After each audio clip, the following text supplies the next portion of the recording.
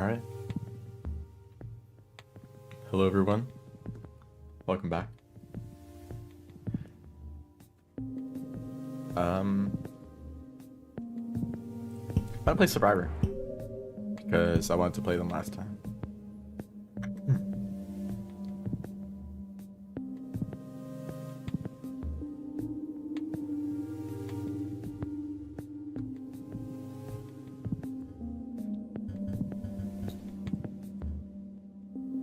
Spitter spiders. I don't even think they spawn for Survivor. What was that last challenge? I should have looked at that for a bit longer. Hello. Welcome in.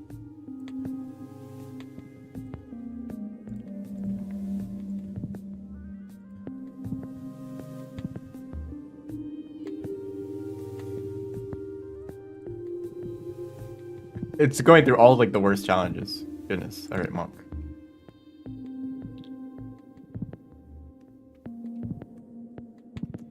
Is the microphone incorrect? No. Hopefully everything is set up correctly.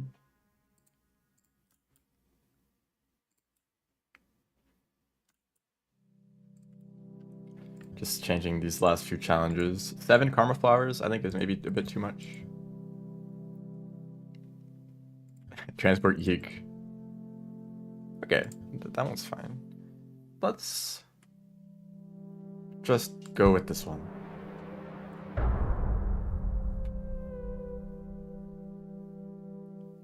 Hello, welcome in. We're in Pipe Yard. Fun place to start. Just looking at this board a bit, there's a decent amount of Sky Islands goals. I just noticed this one. I probably should have changed that. This shelter is a really funny one. It's closer to Sky Islands, which is actually, I guess, is where I was going to go anyway.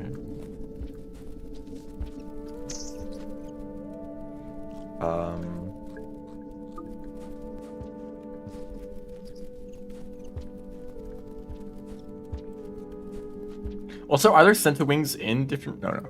That's not the goal here. This is salamanders in different regions. I just need to pin spincatas in Sky Islands. I should open up a map.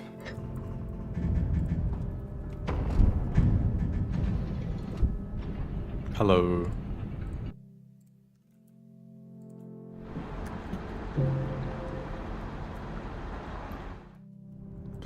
So, do I have...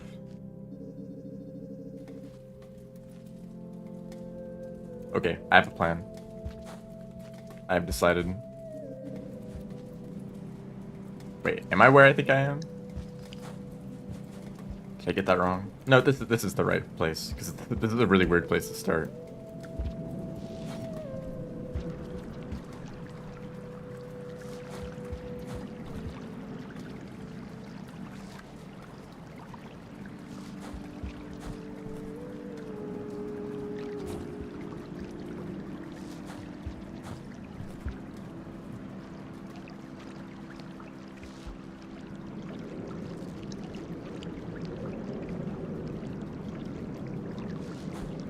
I think I'm doing the slide too long. Oh, Farm Raised Vista.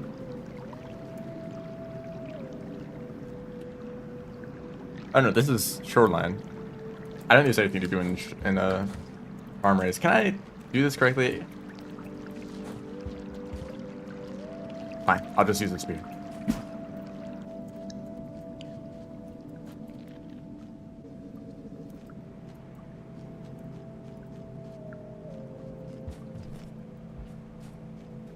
And there's actually salamanders in this region too. Should I go for that? Maybe I should.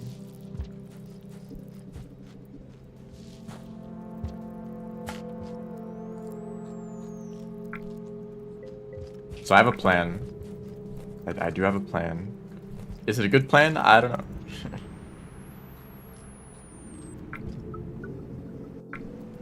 It is kind of hard to tell solo. You know, maybe in a, competitive setting, you do a plan that you think is going to work out well, but then the other team suddenly has a lot of challenges that you didn't expect them to get. I'm trying to remember, I took this route recently. I'm trying to remember, like, what rooms are actually good to take you. Also, this is a dramatic change. This is the correct path that I'm going on now.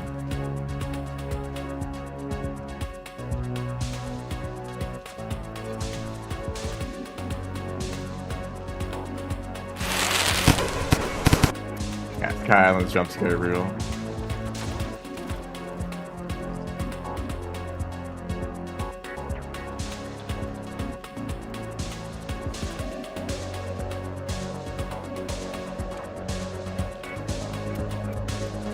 Maybe I'll lower the volume a little bit.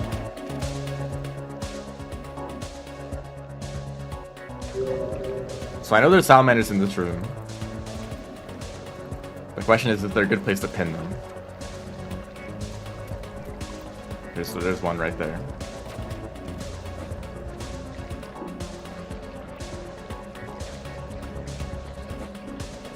Whoops, that's a mistake.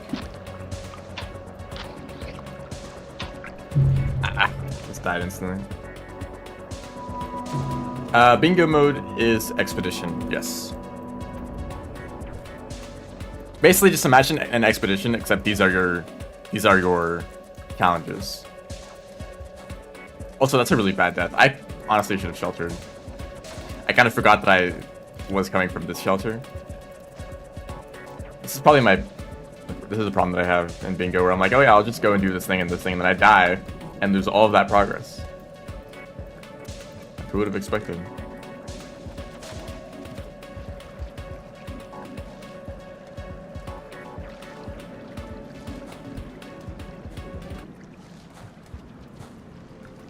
When I first did this, it was like, I did it first try. Like, oh wow, that's like an easy way to do this jump. There we go. It's a little bit harder than I thought.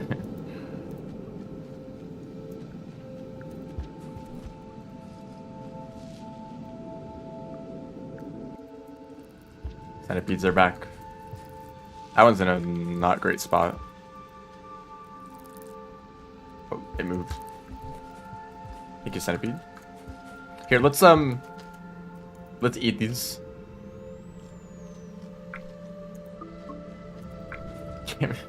Oh no, sorry.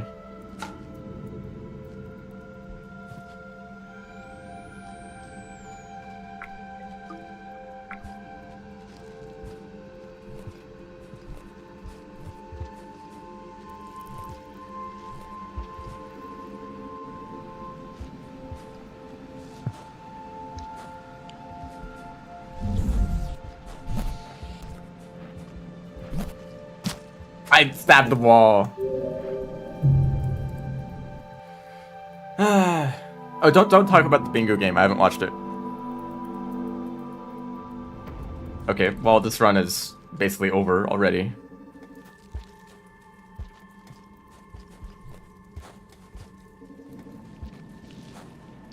The way the vulture like pinned me against the wall, so I couldn't climb the pole, and then they got me. Oh no, I'm only gonna eat centipedes. I'm not gonna touch the fruit. That's another thing that I really stuck at, where I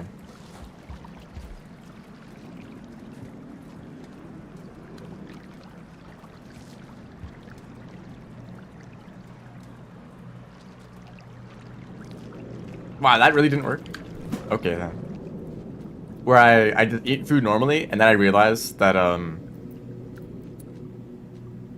that I actually needed to eat a different item for a bingo goal. So there's a bingo tournament happening right now, and by right now I mean over the past like 3 months. It's been pretty slow, you know. People have been, you know, scheduling games very casually. It's like, oh, you know, I'll play like in the next like 2 weeks or something like that.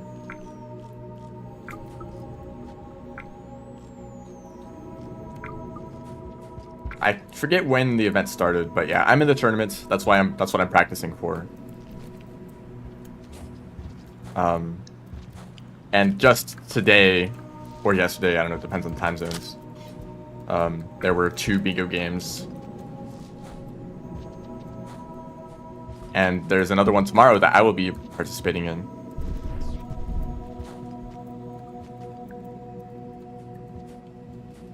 I don't think it's going to go very well, because my opponent is very good. But oh well, I will try my hardest. Yeah, it's on Twitch, but the VODs get uploaded to YouTube as well. I actually made a community post, if you want to check that on my channel, to see the channel that they're getting uploaded to.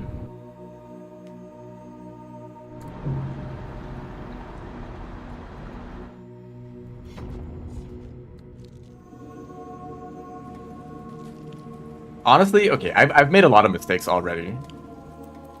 Made a lot of mistakes. Fake region, hello.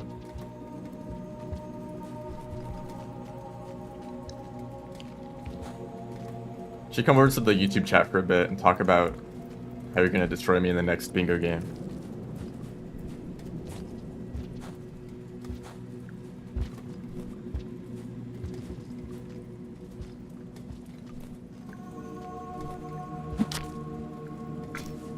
Oh wait, are these both bull plants? That's funny.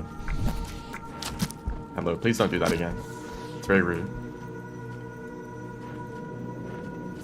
No, my spear.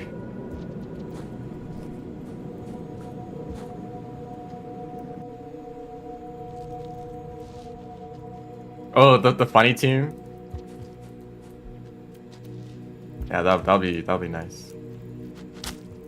So I don't know why I didn't do this on the very first cycle. Here's a bunch of harmless creatures, and here's a bunch of rocks. Just complete this challenge immediately. Obviously.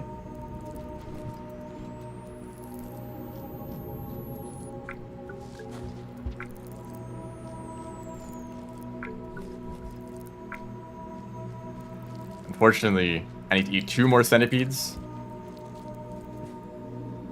It's kind of a waste of time to spend, or to stay in this region for longer just to eat the centipedes. So I think I have to move on. Hope that I find centipedes elsewhere. I guess there's centipedes in Sky Islands, yeah. Or actually, this shelter is probably a lot better because it's right next to that room.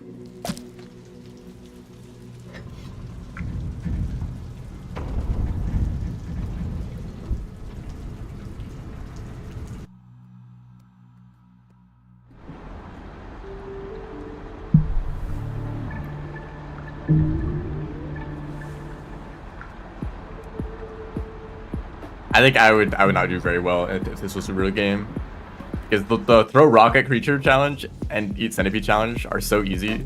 I took so long to complete them.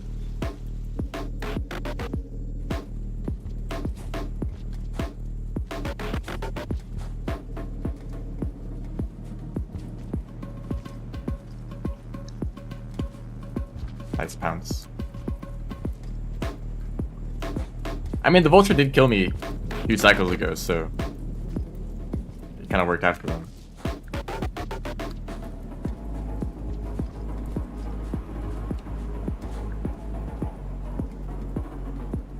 I hope enough centipedes respawned. Or didn't lineage. I know the small centipedes can lineage in garbage waste, but I don't know about anywhere else, especially downpour regions. Yeah, that's the... not another small centipede. Okay.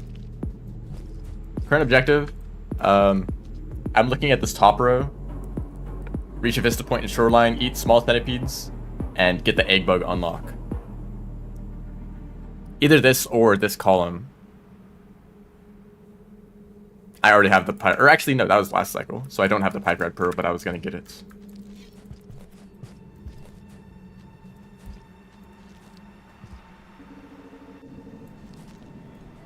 Wait, are there 2 people with the, like, almost exact same username?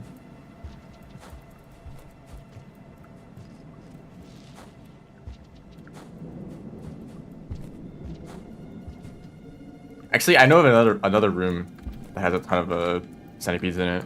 That's pretty close.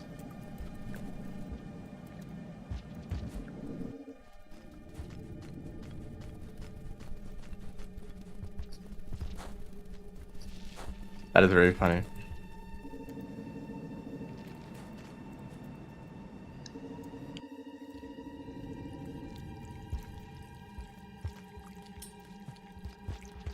I need this pearl. And let's try not to die in this room again.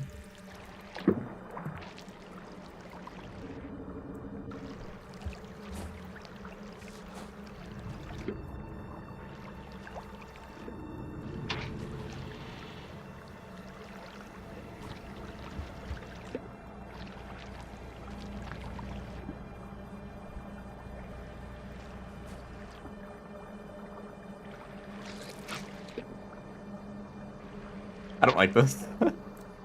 I don't like this situation.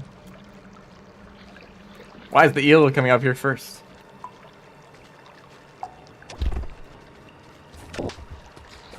If there's another spear in this room, yeah, that makes this a lot easier. In the cursed room.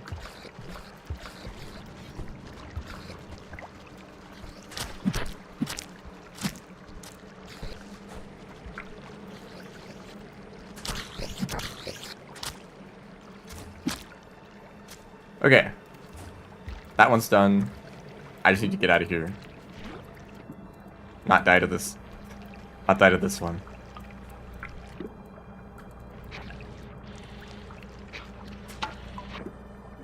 A little bit spooky.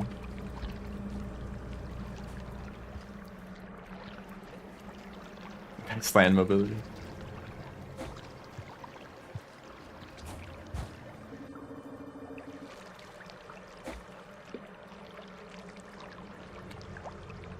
What? Where did this go? I kind of forget. I guess I'm going to Shoreline. Yeah, that's where I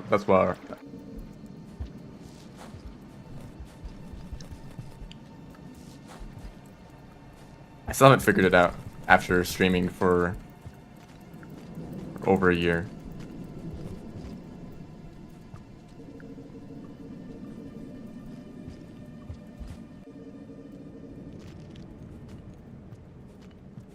Oh, is it this room? Yeah, this is the room I was thinking of. This room is like way further to the right side of the region than I think.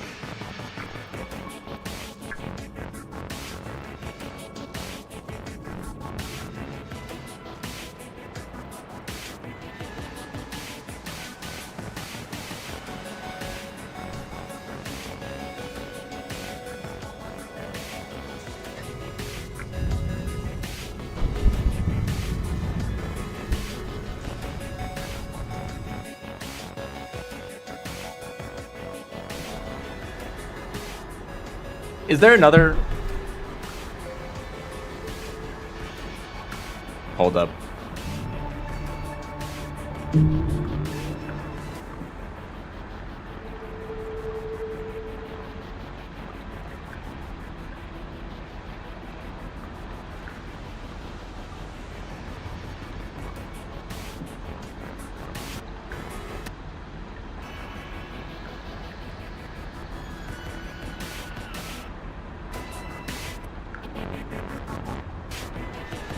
I don't know.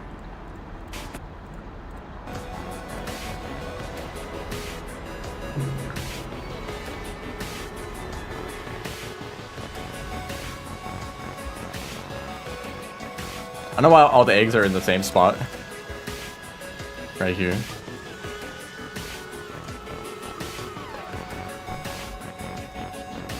Okay, I could actually go to Shoreline right now.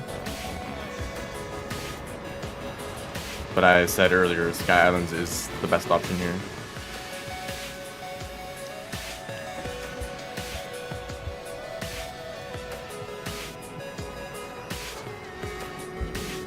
Right, the very top of a pole plant has collision, even if you don't grab it.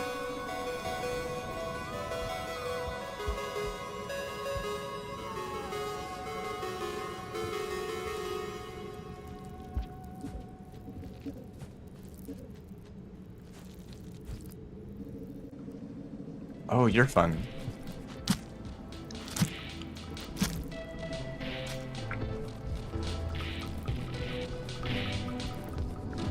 You're also fun. Thank you guys for showing up. Really appreciate it. No, of course he turns around. But I can't grab the spear again. Thank you. Maybe they should do that more often, honestly. Centipedes. I mean, it'd be nice if they didn't do that, but also it's like a good survival strategy for them. Like if one side of them gets injured, turn around so that the safe, the other side can do something without being injured. You know. I don't know. Does that make sense? Also, is the game lagging? Yeah, it was. Thank you.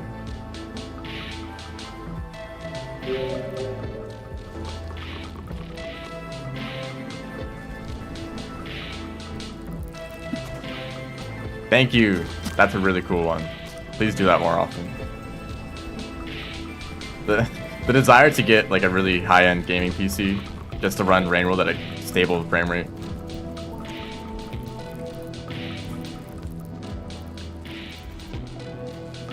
Not doing the wall punches here. I don't know how to. They're really close together.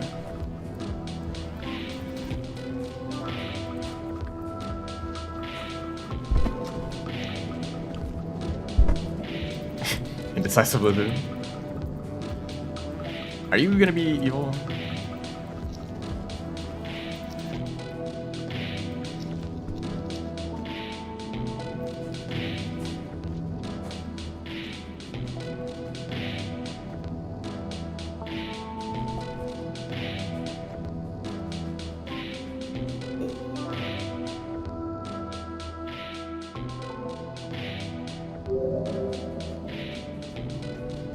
I'm gonna do this.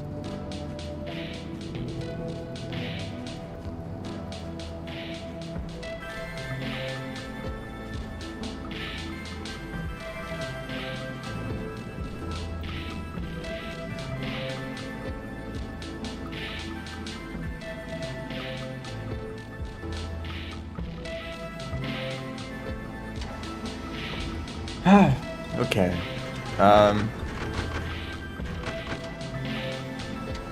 Oh, you know, this challenge probably might have been possible in that shelter with in the centipede room. I don't know how many there were. I guess I could check right now.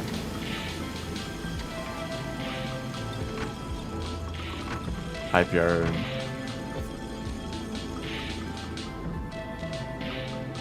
There's 2 there.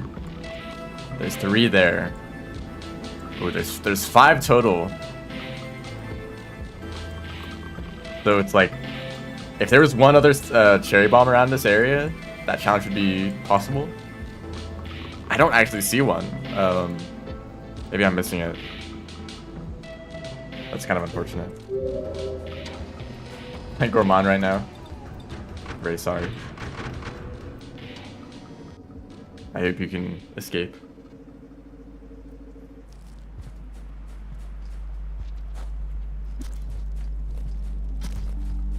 Craft one. I can't do that right now. Yeah, some characters could do that. Maybe 6 cherry bombs is too high, but I didn't really change the board too much. Why do they do that? That guy's kind of crazy.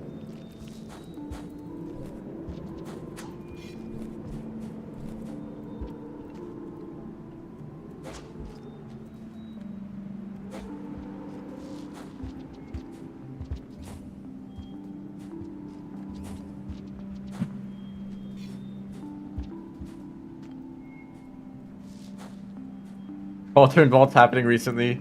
For me? Definitely not.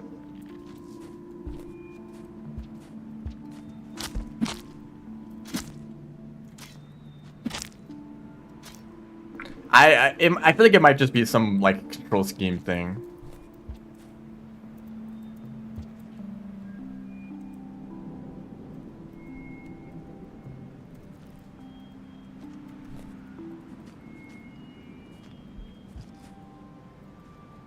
Where my keyboard layout just doesn't really work for vaults.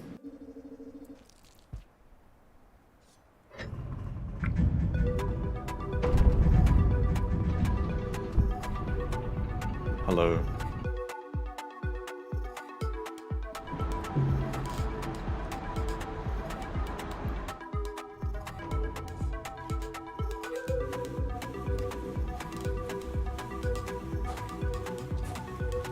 I mean, I can do like this. Okay, here's my attempt at a vault.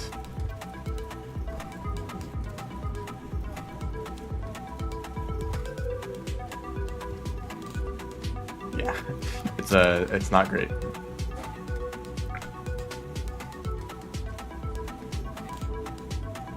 After, like, if I do enough attempts, I can, like, sometimes get a really good vault, but not even like a max height one. That's like still pretty unreasonable.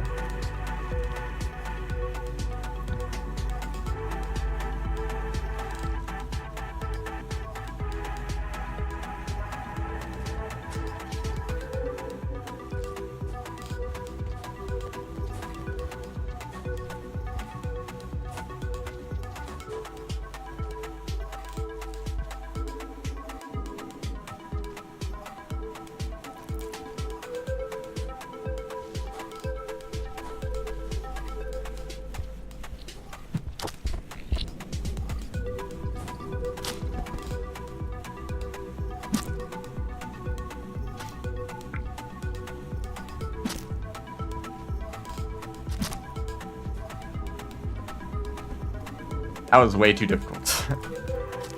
What am I doing in Sky Islands? There's Squid Kata. There's Scavenger Merchant. There's Centowings. Right. That other one that I saw back here.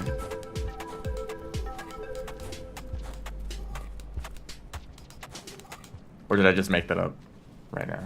Fairy bombs? I think I'm just gonna not do that challenge. Here's Squid Kata. I don't want to waste my spear on that though.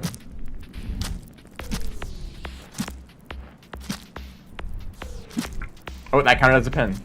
Nice. Against the wall there. Ooh, you're evil.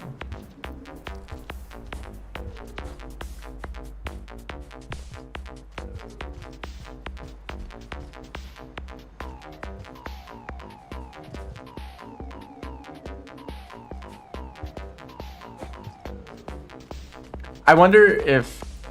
Am I talking about the Watcher too much? I wonder if they're going to remember to put Karma Flowers in the new regions.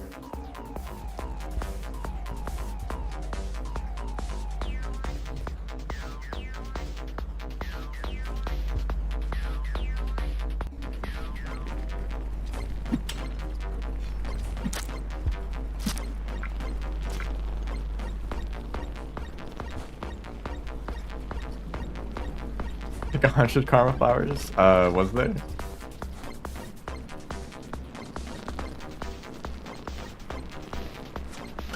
I'm not 100% familiar with the like Watcher screenshots and such.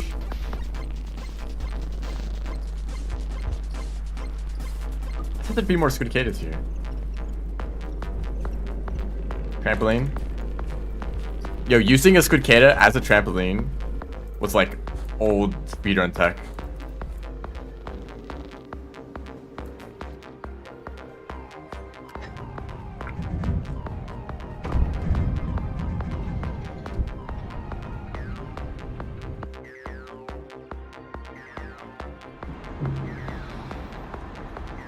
It's probably just a case of, you know, regions that are closer to outskirts have more Karma Flowers, and then further away they have less.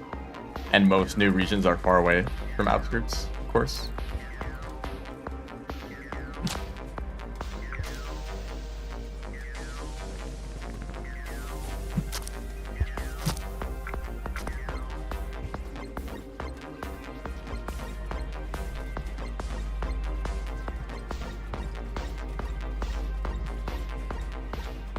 Okay, there should be at least one more Squid Kata here.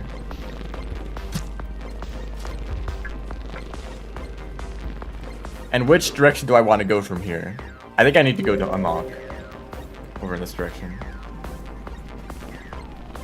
And find another Centowing.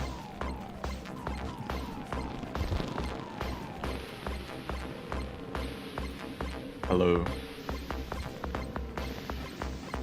Welcome to the stream.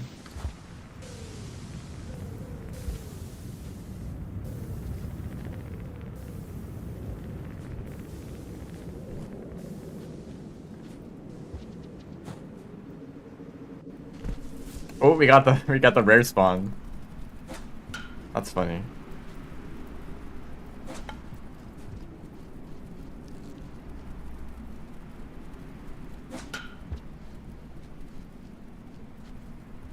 Do that room itemless? Which room? The Squid Cave jump? Or this room that I'm in right now?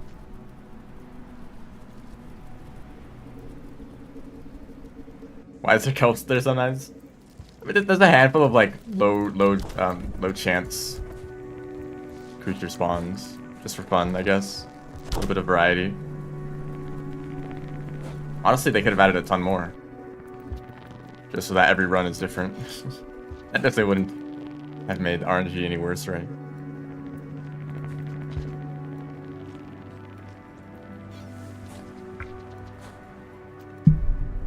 Just looking for a squid or a Pentawing where I shelter, but I guess there's not one in this area right now.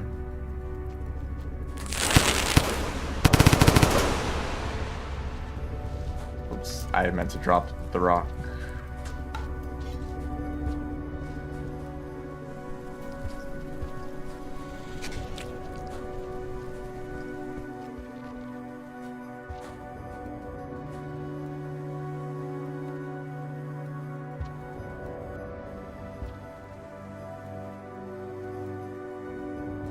I'm so bad at this. This wall bounce. Oh wait. I guess I misremembered where it is. This is the okay. It's in a different room. Right. That's the center wing unlocked. I don't have enough food. Here's food.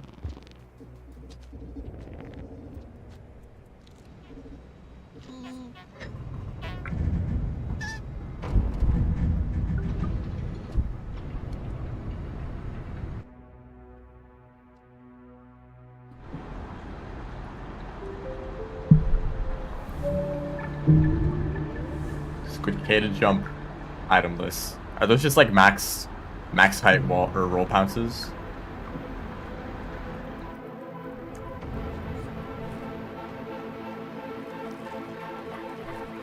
This Noodlefly has a high chance of chasing me. Yeah, it's scary though. So you might fall and die, so I don't like to do it. Okay, and then I mess it up.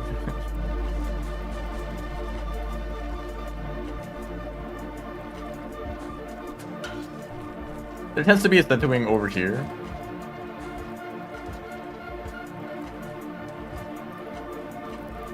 Well, yeah, there are.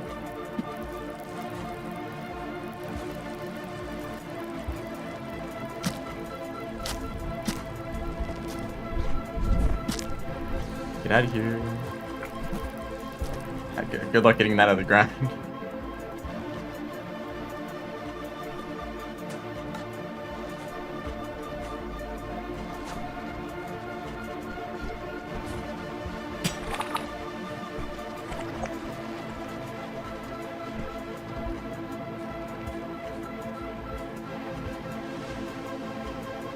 I got a bingo board to complete. I can't just sit around and watch funny things happen. This is very serious.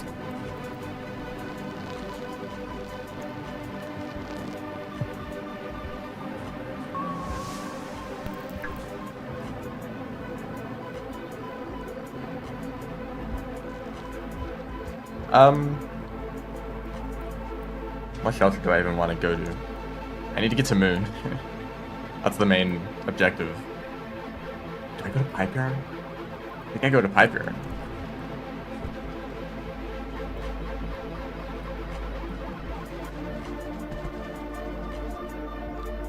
Oh great, there's multiple creatures here. Oh, this white lizard is injured. You see his colors change slightly?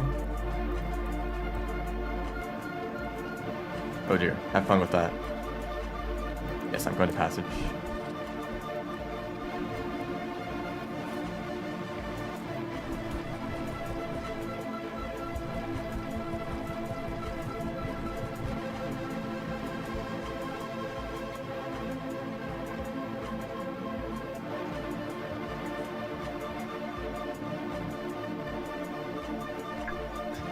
No food though. Oh, you're made of food.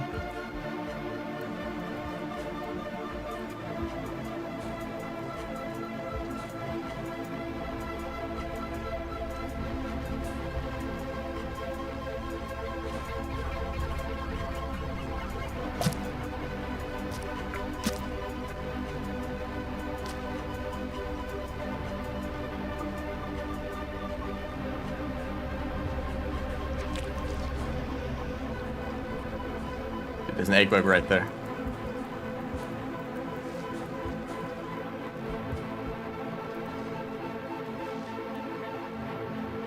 I guess that really does just kill the Nudifly. I thought they were just like stunned for a little bit. Improving lizard reputation. I think most of the time it's just easiest to kill lizards. You don't want to spend the beginning of the run trying to like tame them and befriend them, because that prevents you from ever being able to like fight them.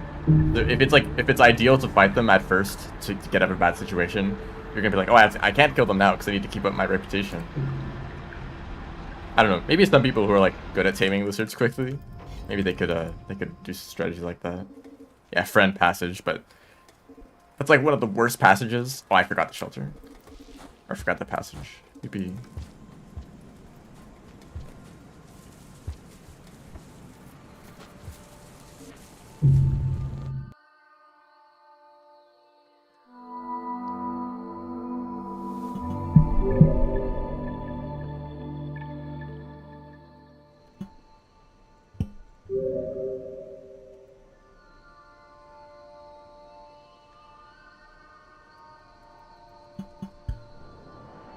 That's pretty.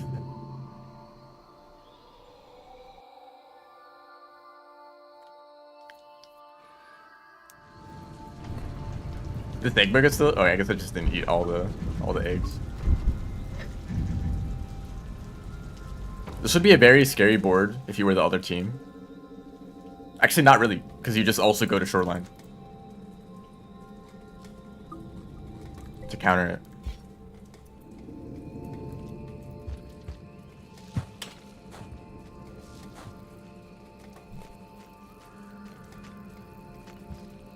Never seen a Stump Tunnel? Well, I'll show the optimal route. At least what I think is the optimal route.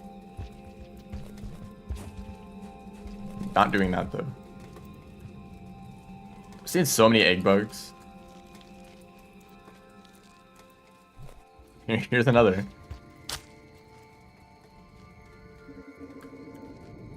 Good idea. Some tunnel, okay, some tunnel kind of sucks. It's way too big. But once you learn how to swim and like when you learn how to swim and how to like which path to take, it's not horrible. It's probably way too big. I think, you know, the devs were just thinking, if this region is going to be a shortcut that can cross like from Sky Islands to Shoreline or to Subterranean, it needs to be really big so that it isn't like way faster to take this route, you know? So they just added a ton of rooms. So, you know, Subtunnel is like, it's really long, and then you enter Shoreline, and there's like 3 more rooms to get through before you actually enter like Shoreline. There are Aquapedes. I don't know for Survivor, but definitely for some other characters. There's snails right here. Just kidding. Usually there are.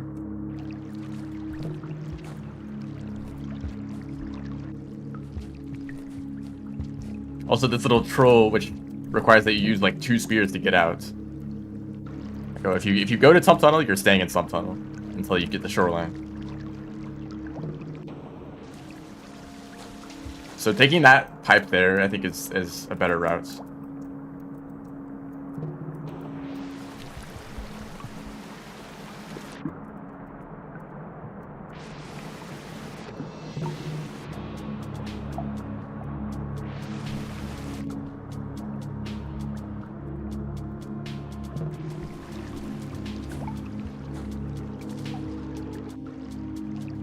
And then you stay up by going this way.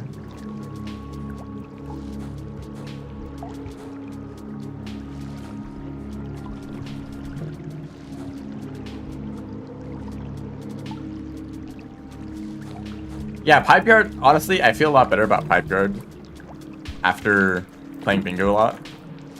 Because it's a pretty good useful shortcut. Because, you know, when you're normally playing the game, these kind of connections aren't that relevant. Oh, shoot. But, you know, Bingos have stuff like, you know, I was just in Sky Islands doing challenges, and now I have to be in Shoreline. Piper just happens to be a pretty good connection. Or if you want to get from Industrial to Sky Islands, that's also a pretty good connection. The subterranean path, though, I'm not a huge fan of. It's like, it takes really long to travel that path. There's a bunch of mole lizards, and then it has like a decently high karma requirements. Let me check what that is, actually.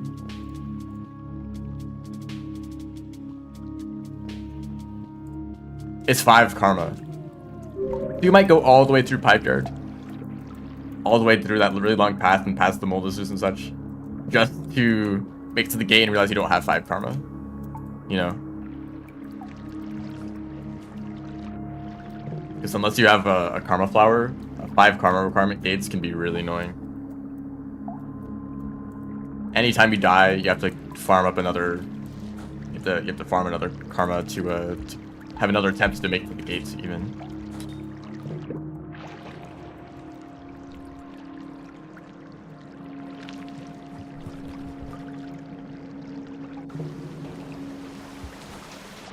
Like, don't these rooms just feel like Shoreline, right? Like, I might as well just be in Shoreline right now. These types of runes that are exactly the same.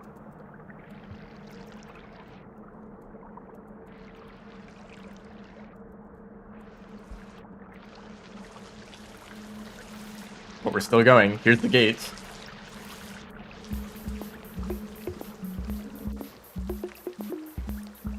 Hello. Welcome to the stream.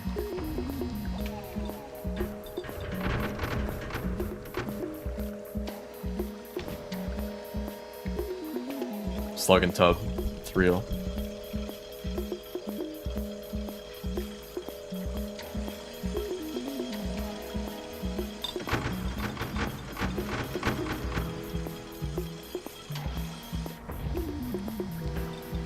And so now that we're in Shoreline, time to go to rooms that look exactly the same again. Like, if there was no gate there, there'd be a very smooth transition between these rooms, because they're exactly the same.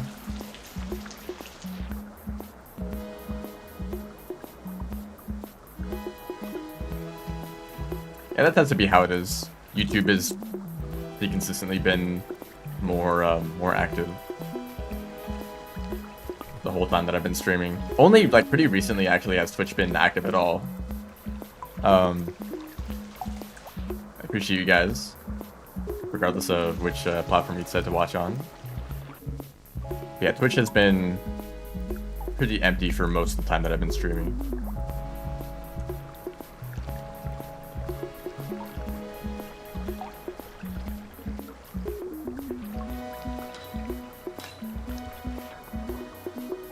So actually I need the Vista point. I don't know where the Vista is.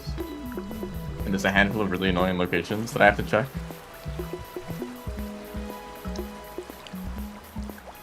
Honestly, Shoreline Vistas might be the worst in the whole game. Maybe behind the Exterior. Why did I decide to multi-stream? Because I couldn't decide which one to pick. I personally prefer Twitch. But also Twitch has horrible discoverability. You know, way more random people on YouTube have found my stream compared to on Twitch, where it's pretty much only people who already knew me, right? If you're in like the Rain World like Discord servers, or if you're a speedrunner, if you're a challenge runner, you know, those kind of people tend to find me on Twitch. On YouTube, it's like just random people who like watch Rain World videos and just end up getting recommended my stream. Yeah, YouTube also has automatic VODs. So all of my streams are archived.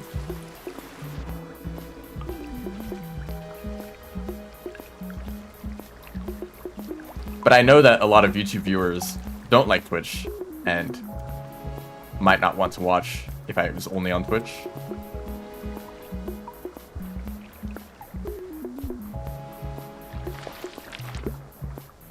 Plus, Twitch is pretty awful with ads.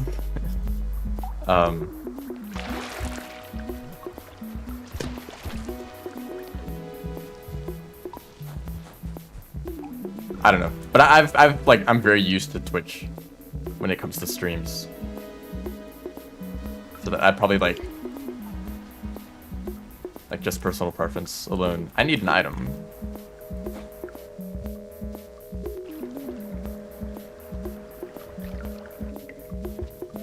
There's no items here.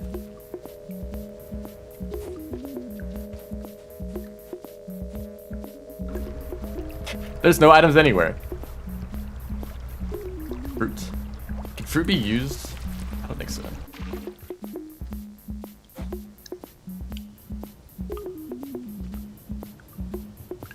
You just get too many views.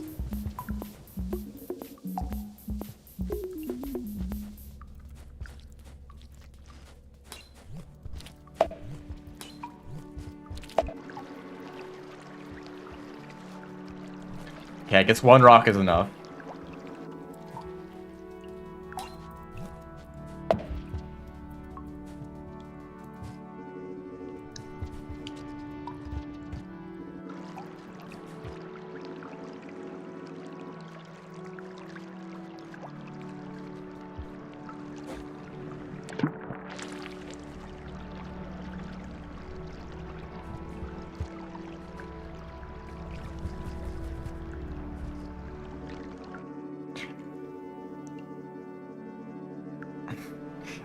Twitch just does. I don't really have any of that stuff set up.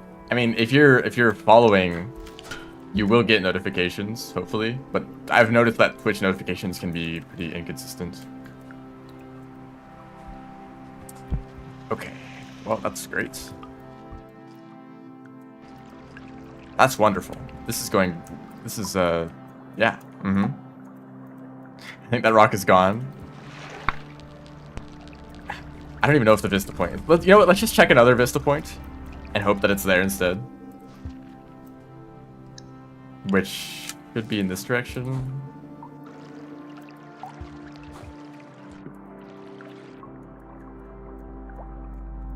Hello, Jetfish. Help me.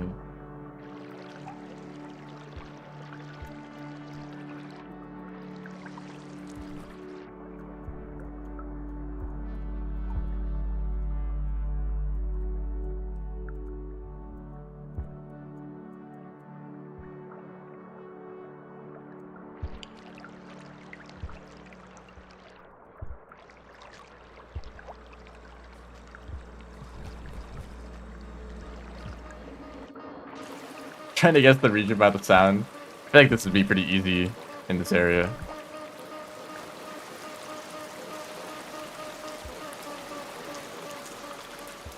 Did I get the bingo? Here's the board. So, almost. If I really wanted to, the optimal thing to do is to just go to the moon. That's consistent, at least, right?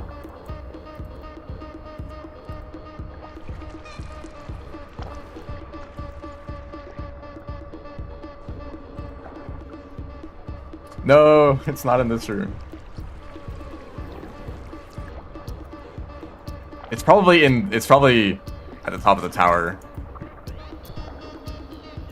If I just didn't mess up that one jump. I already did the EI jump across, so. How does this bingo thing work? You complete challenges and then they fill out the tiles and you get 5 in a row to win.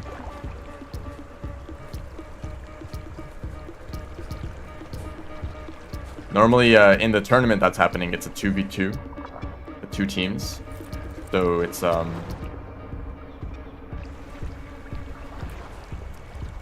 if one team completes a bingo, or if one team completes a tile challenge, then the other team can't complete that one. So if the other team completed these 2 challenges, they'd block me from getting a bingo.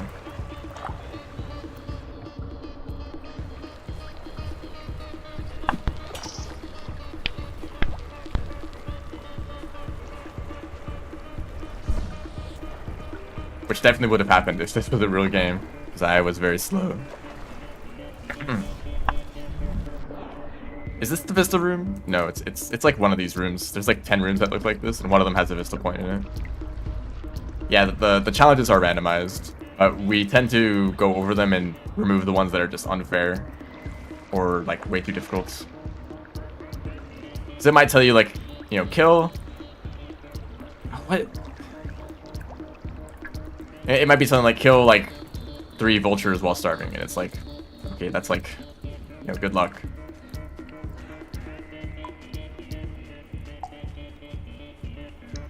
This room sucks. This side you can't climb up, but this side you can, and they look exactly the same. Why is it like that? Why do they make it like that? They could have just made one side like open without the platform even being there at all. I guess then you wouldn't be able to pounce. I don't know. There's like surely some way they could have done that. Or I guess make the other platform look solid. Yeah, that's probably the way to do it. This is the weird area. That's what Downpour added. It's also about to rain. Oh, here's the vista. It's in this area, way back at the start of Shoreline. Oh well, I guess I won't visit Moon then. I wanted to get the vista and Moon at the same cycle.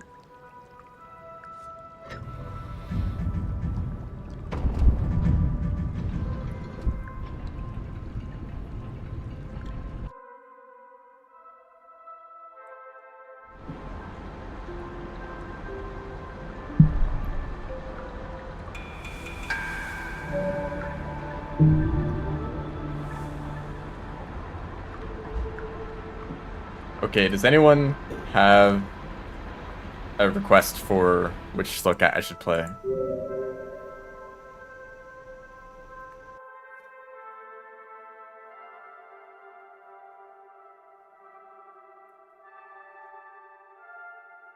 Gourmand.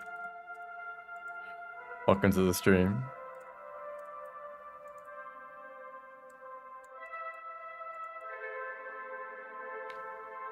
Spearmaster? Yeah, I was thinking of playing Spearmaster at some point.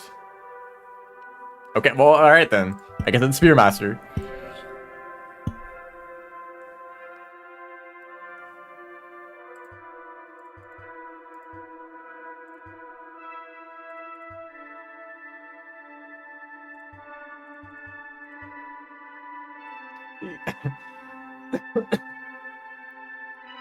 What is this challenge?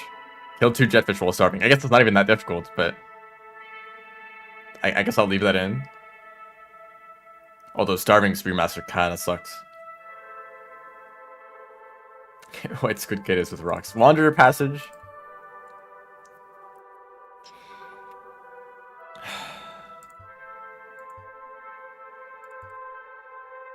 I should probably just like pick.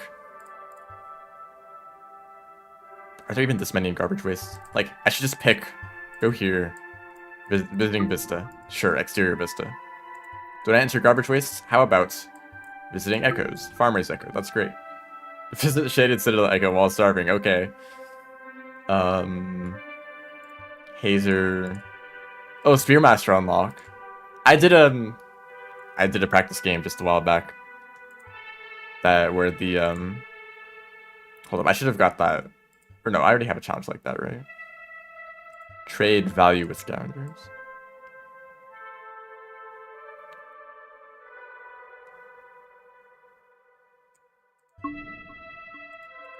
I did a practice game where someone got the Spearmaster unlock. The Slowcat Arena unlocks are like the most annoying ones to get. They tend to be in whatever region is unique to. Oh, it's right here.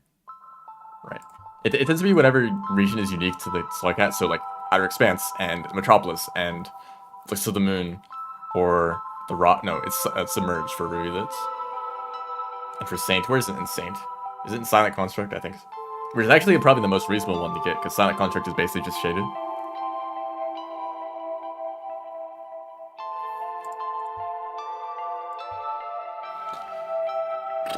Maybe instead of steel or no, keep the steel pearls. Enter the exterior. Sure.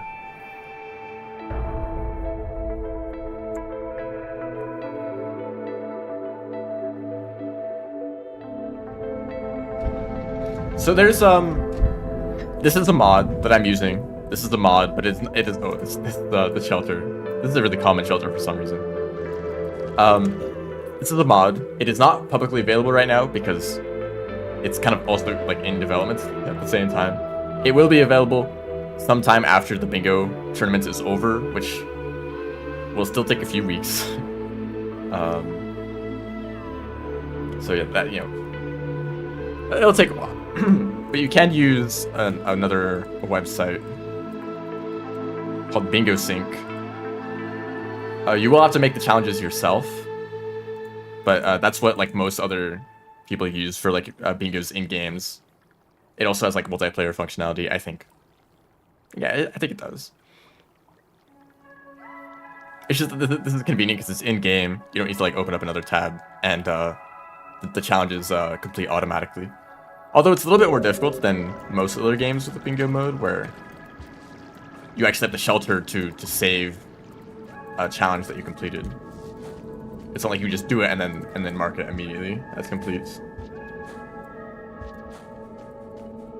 Oh, I haven't come up with a strategy. What should I do? There's a Vista Point in Piper.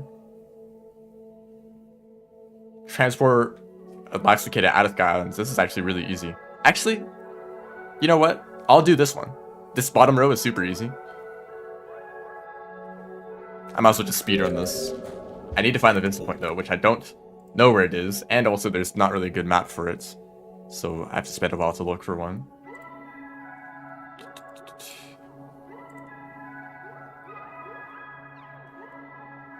This map, I believe. Pipe Yard Gaming.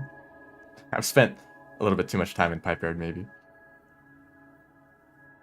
Is it literally in the room next to me? Hold on. You feel the presence of... I didn't even need to open the map. It's literally right here. Although I can't actually reach it from here. I have to like go up and then down. Which is kind of annoying actually.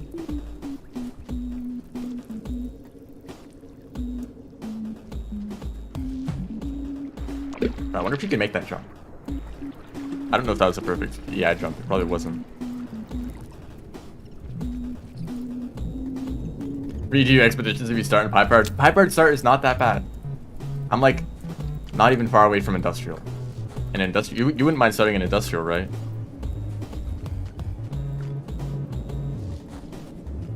Just go up a few rooms and you're already there, you know? Oh no. Why are you here?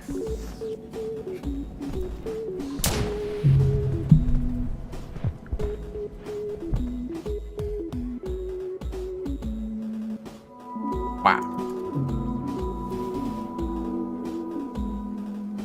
Okay then.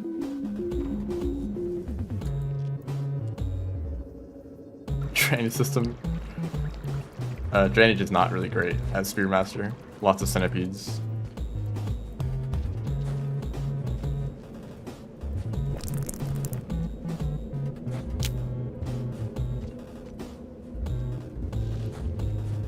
I don't see many people take advantage of this trick where you can move while generating spears. Maybe I don't see people play Spearmaster enough. Like, I don't know if I ever see people do this.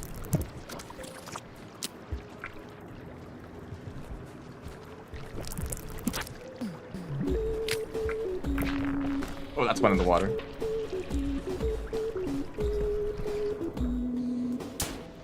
Here's another king vulture.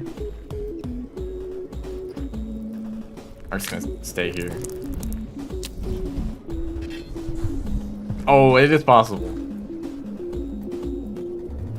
So the way it works for Spearmaster, you can't be holding any directional inputs while creating a spear. Well, okay, so while you're holding the grab button, Spearmaster will attempt to create a spear, right? If you're holding any directional inputs, it will be paused. So notice that there's like a spear, like slightly being created here. Oh, there we go. There's a spear sticking out of me. It's probably uncomfortable. I'm sorry, but it's not like going backwards in progress, right? So I'm holding down directional inputs to move around, so no more progress is being made. But if I let go of inputs, then it finishes, right? But if you could do a thing, it's not a great place to do it with the ceiling. Also, which direction did I want to go anyway? Right, I want to go down because the... Right, how do I get to this room? I guess, like from here? What a roundabout route. If I can get to a better spot, I'll show this a bit better.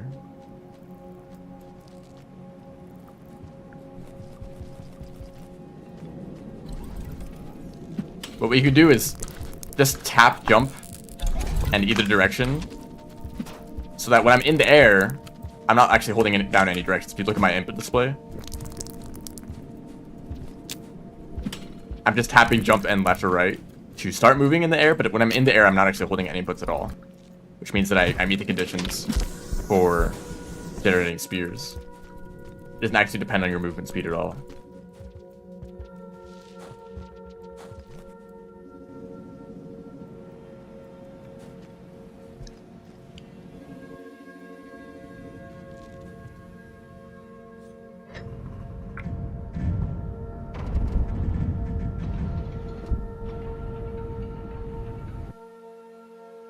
Okay, my control scheme, shift is grab, spacebar is jump. Oh, the game crashed. I kind of expected that to happen. So shift is grab, spacebar is jump, D is throw. So if you have your left hand on WASD, you know, shift, space, and D are pretty natural. They're all right there. I use W for fast roll, so most of the time when I'm rolling, I'm using W. And then A is the map button, which is funny. I found that recently because of the Wanderer, because they use the map button to activate double jumps. So I need to set it to a key that was easier to press. I used to have M be the map button, but now it's A. So A, W, and D are all inputs that I use. And then the arrow keys with my right hand, that's movement.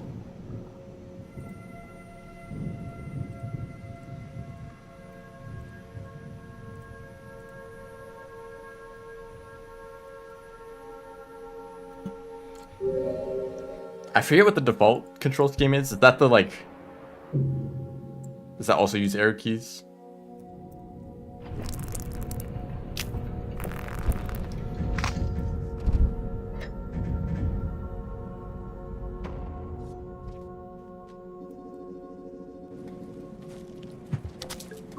So I think I actually need to go no, not this room. This is the strangest route. Actually, I'm just gonna look at the map.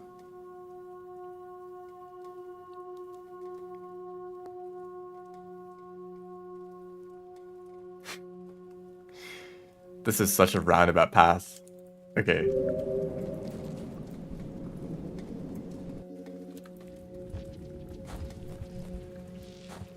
I mean, I don't think there's really any difference between using WASD or arrow keys for movement. It's just like which hand you want to which hand you want for movement, which hand you want for other inputs. I actually, most of the time, I use, unless it's like a first-person game where you're using your mouse to aim, or I guess just to look around. Most of the time I'm using arrow keys for movement.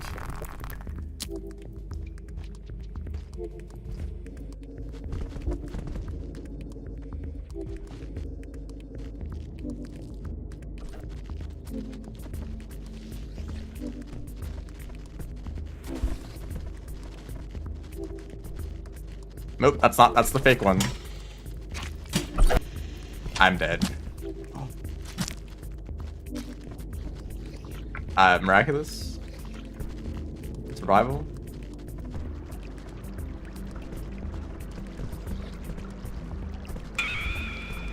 And I'm definitely not going down into this room below. We're climbing back up. I don't know if that's possible to climb without whoa, I had a jump boost. If it's possible to climb back up without Spearmaster. Or I guess we just have 2 spears, like if you're like Hunter. Maybe some sort of wall pounce would work.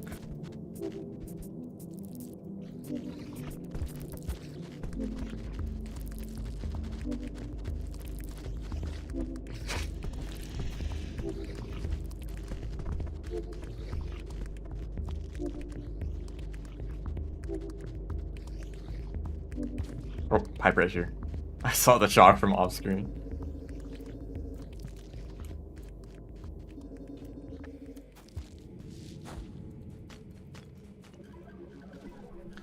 And where do I want to go from here? I think Sky Islands, yeah. Yeah, I was gonna go to Sky Islands. So I need to go back up here.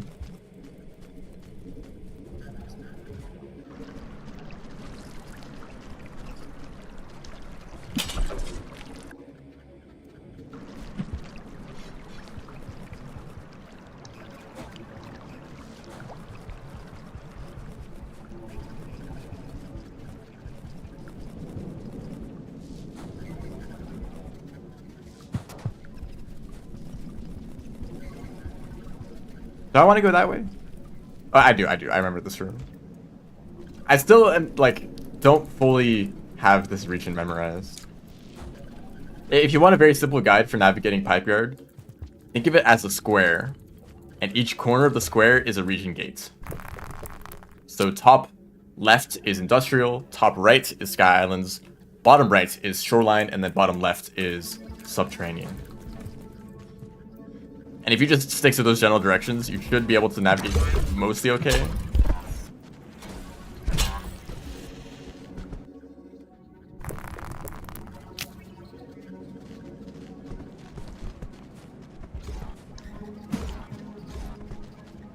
I'm getting out of here. What an awful vista point. that might be another one of the worst ones.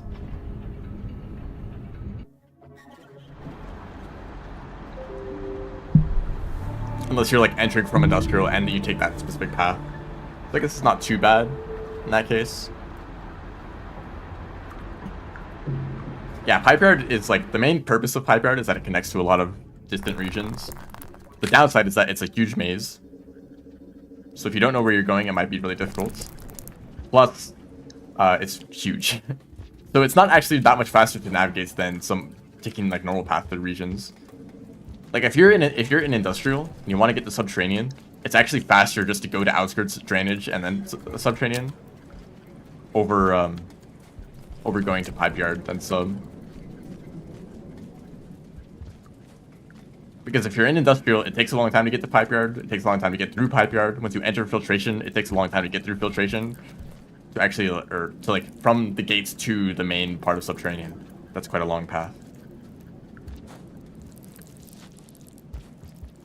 Please don't. No.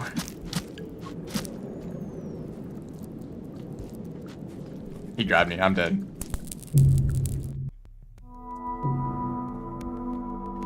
This path, you know, it's convenient to be able to get to Sky Islands, but there are a bunch of centipedes on the way there, so it's kind of awful too.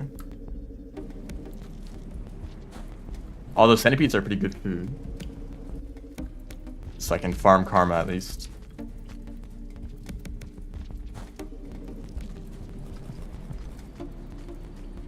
Yeah, there's no red centipedes normally. That's a plus.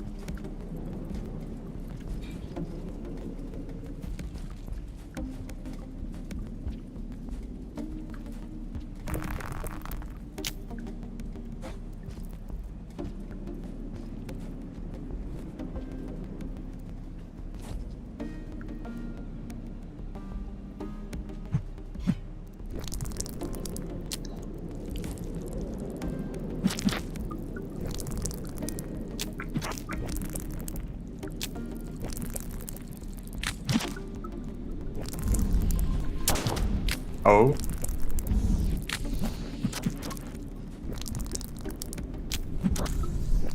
You know, maybe I should have thought about that a little bit longer. I got the food though, that's all that matters.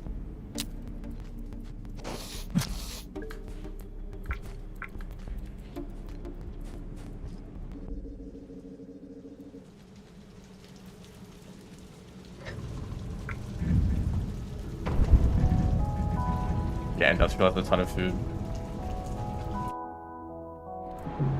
I think I still need karma. I forget. I really need to remember these karma requirements. It's 3 karma. No.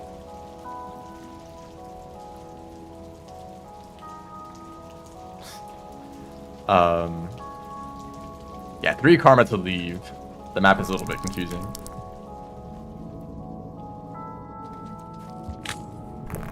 Oh, hey, the drop bug is back.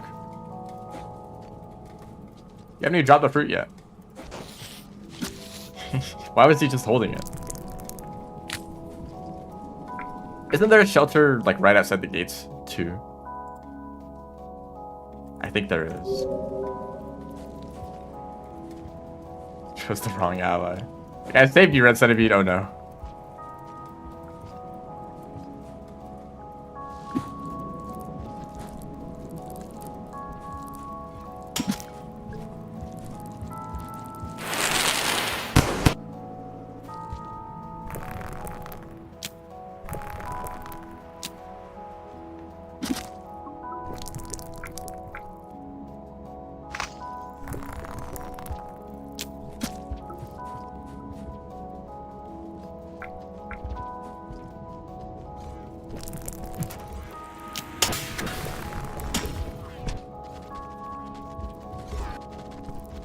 What is happening? He was a little bit distracted, trying to chase after me. Didn't realize that there was a centipede. Or Cyan.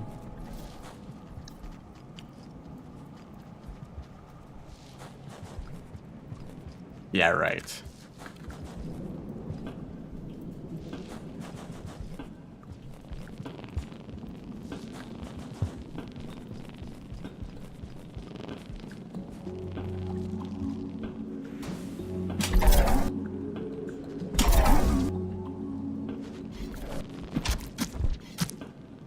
That was risky. But isn't there a rock here? No.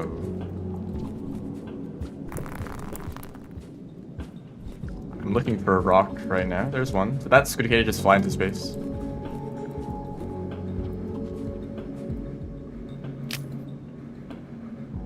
Oh, white Squid. Wait. Does it still work on a dead one? I don't think so.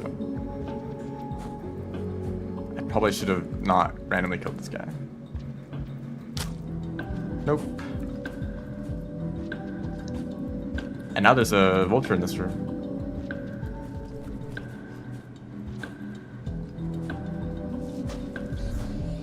Maybe I could kill this one.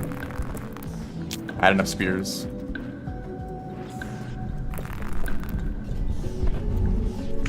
He knows I'm down here.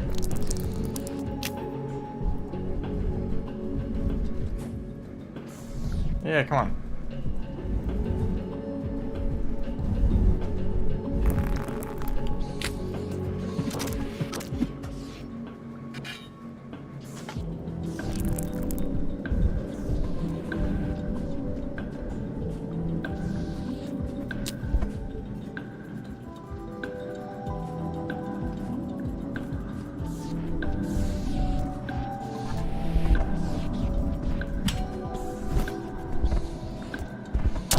Oh, wow.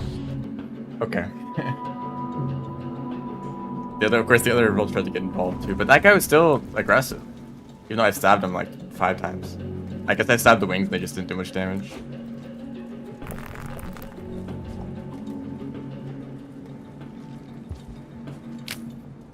Ah, I need more karma now. Yeah, that was a stupid move. And this guy's here too.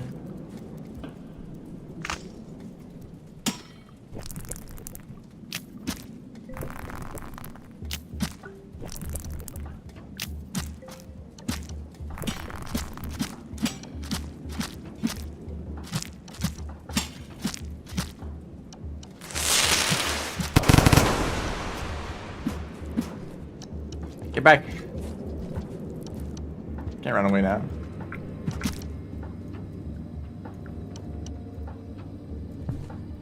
Here, I brought you a gift. Oh no.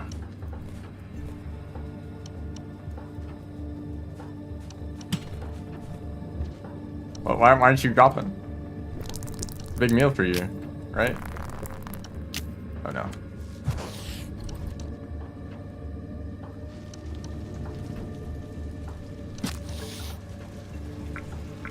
Goodbye. Oh, did that spear spin?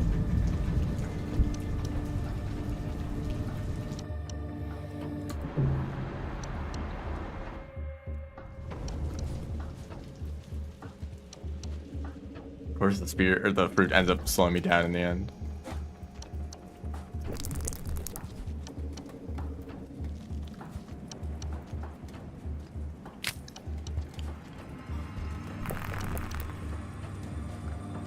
Why am I bad at this pound specifically? Oh, are they not going to respawn? That's good for me.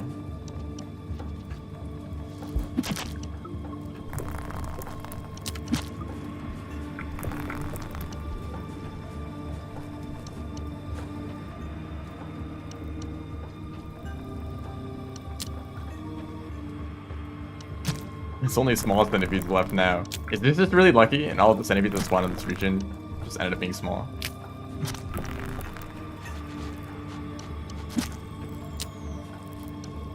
I might have actually almost died there. Don't worry about that.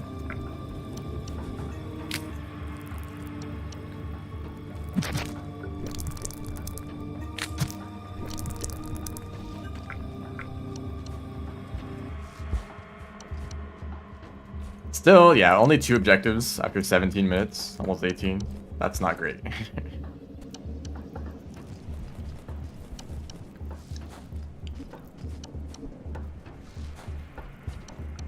Okay, I don't think this wall pounce is reasonable.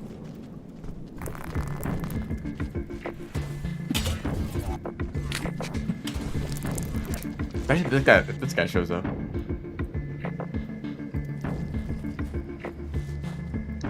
Yeah, trying to do it makes me fall more often than it helps. Obviously, this is something that you can practice, and eventually it does save time, but it's pretty niche to end up in this area anyway.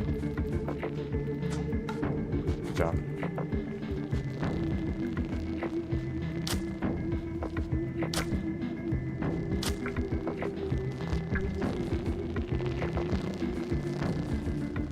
There's so many cicadas here. There were like none of them last time. I guess they all got eaten.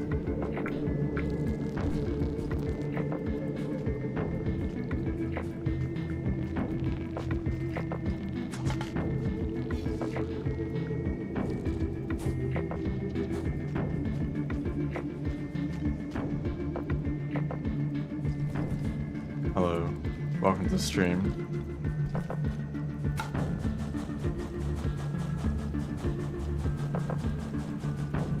It actually works. Wow, I expected to drop that like 5 times.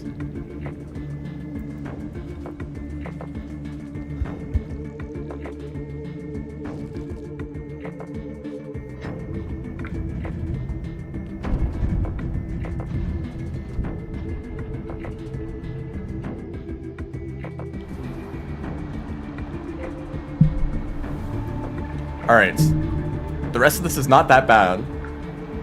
There's only really 2 problematic challenges here. And it's trading with the scavenger and this one. Transfer a black cicada out of Sky Islands. First of all, is there even a black cicada in Sky Islands? I think there is. I'm gonna check the map to be sure. Not that map. It'd be cool if I could like have a system where if I open up the map, it would just show up on stream automatically. I don't really know if there's a way I could do that. Maybe I could have OBS look for a specific tab. But I probably wouldn't want it to just have my like my browser just like always checking if it's like if it can be recorded. Sky Islands as Spearmaster. There's plenty of black cicada. I just remember like as rivulets there's very few cicada in Sky Islands for some reason.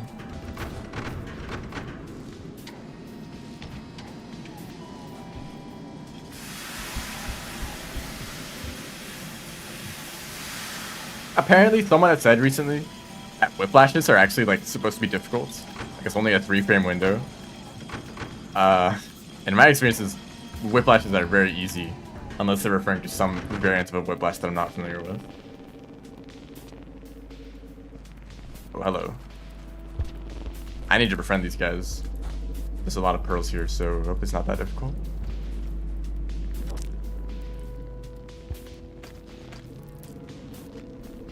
Hey. There's a vulture approaching. Ah, he didn't dodge it.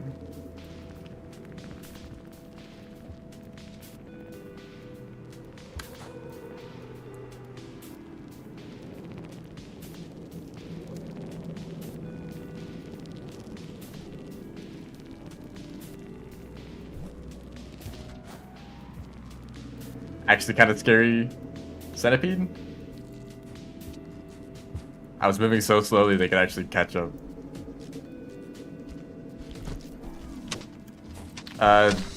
Physics is calculated at a it's at a fixed like 40. Wow, that's a new death. Really? How did I mess that up? It's 40 ticks per second. What? How? I don't even know how that was possible for me to make such a big mistake like that. I just felt. I don't know. What?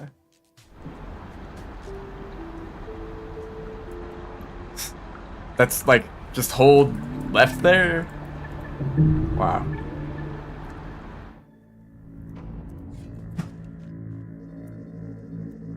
It's not your fault for asking questions in the chat of a live stream.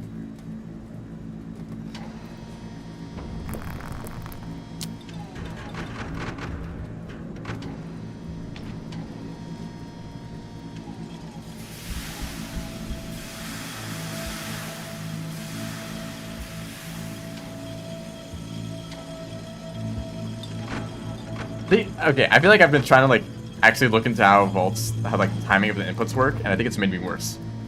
Like whatever I was doing before actually worked better than me trying to like time things out.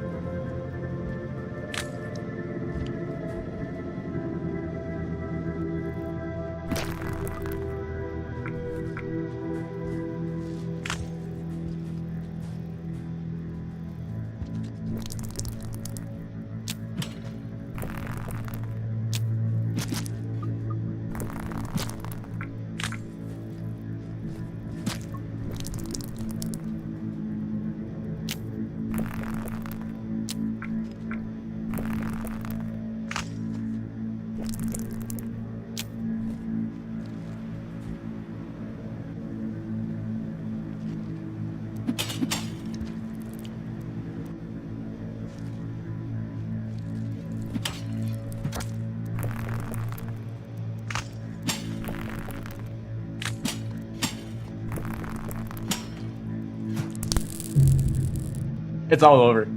It's all over. A single jump causing all this. Oh well.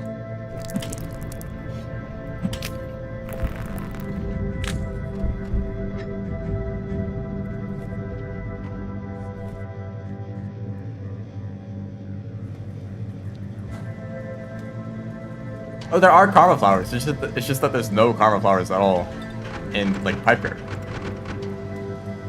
Isn't that fun?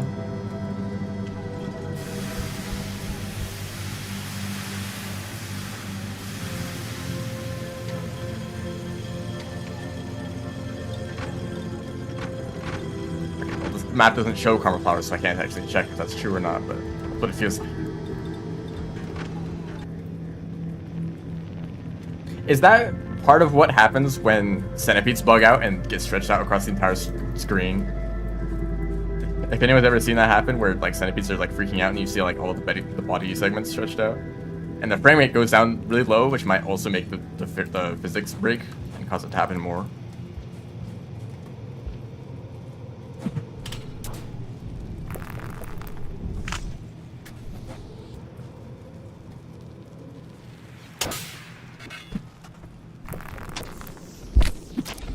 How did that hit? Why did that spear hit?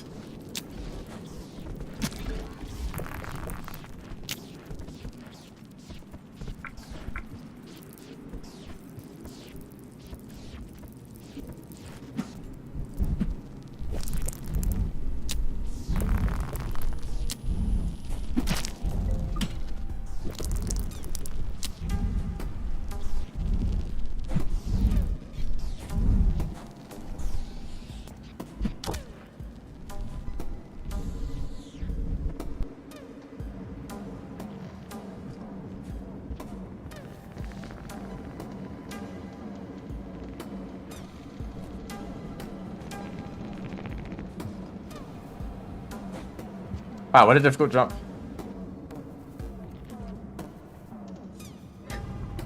That's something that concerns me a lot about, oh, what's it called? I don't know the name for it, but the kind of, when you attach the, when like game calculations are based on the frame rate with the delta time. To basically say like, if something is moving, it should move based on how long a frame is. Which means that the frame rate can be as high as possible.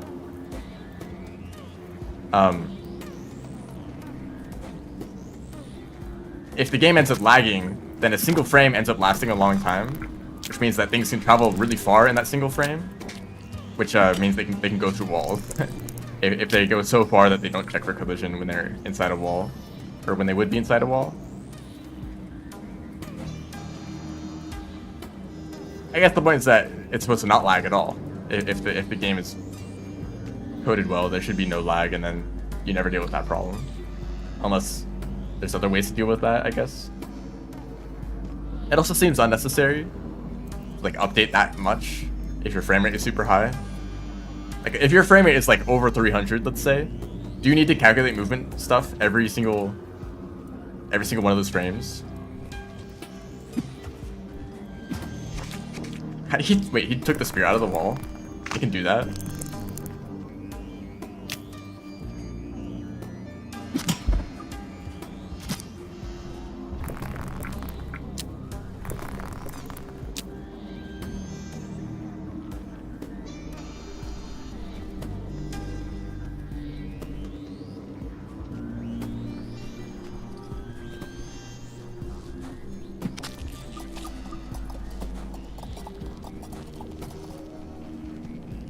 I tried, okay.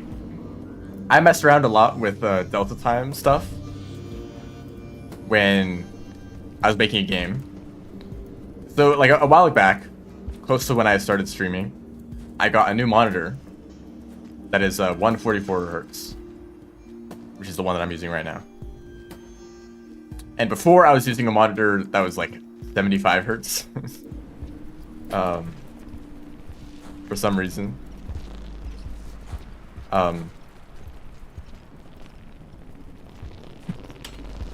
Anyway, transitioning from 75 to 144 is a very noticeable difference. I'm sure that anyone who's like gone from like 60 to 144 or like 240 or 36 or whatever, you'll notice like, whoa, this is different. And from that experience, there were some games that I played that were locked at 60 FPS, and I was like, I wish this was a higher frame rate, because it would just make it like way smoother and way easier to see things that are moving really quickly. So I looked into ways that I could try to like increase the frame rate of the games that I made so that they weren't capped at 60. And I learned that it's really complicated. Especially with the game that I was making at the time, which is a bullet hell. And there's probably some way to do it, and I just don't know how.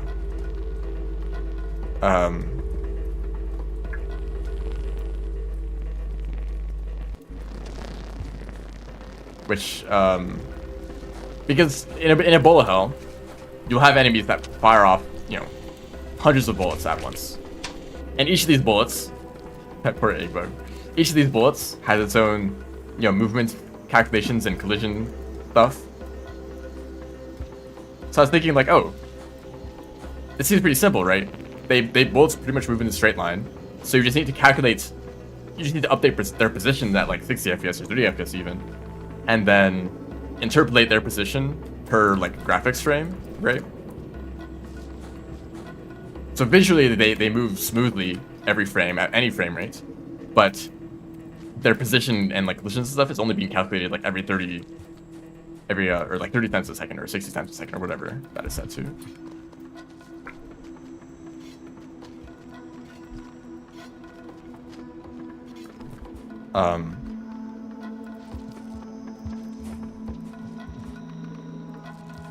I have no idea how to do that.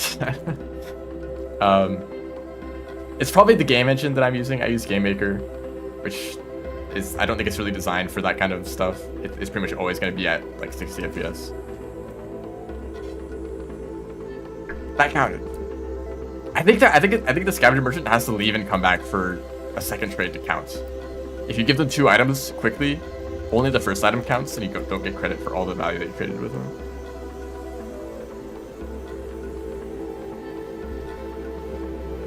But I was also thinking, you know, how often does the position of a bullet have to be calculated? Because you're dodging these bullets, right? That's the point of a bullet hell, where you're dodging these bullets. You're getting very close to them constantly. So the collision with bullets should be pretty accurate, right? Does that mean they should match the rate at which the visual is being updated for the bullets, for seeing the bullets? Which seems like really expensive. If you're at like 360 FPS, that's 360, you know, updates to these bullets every second of like collisions with walls and, you know, updating their position, or other stuff like if they're homing bullets, you have to change their speed constantly, or if they like curve or some other movement or whatever. For like hundreds of bullets that are on screen at once, I don't know. That seemed like that's a huge mess.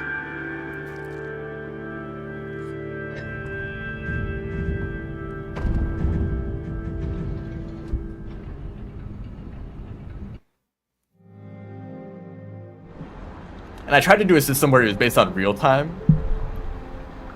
Like, you know, let's say that there's an enemy that does something every like second. It checks some sort of like real timer instead of relying on frame rate at all. But I realized that if there were a lot of bullets on screen, it would lag the game, which meant that less in-game time was happening for every like real second, which means that relative to the game frame rates being really low, the enemy would keep shooting faster, which meant that more bullets would be on screen, so it would lag more, and then, you know, it just kind of got out of hand. So that didn't work out.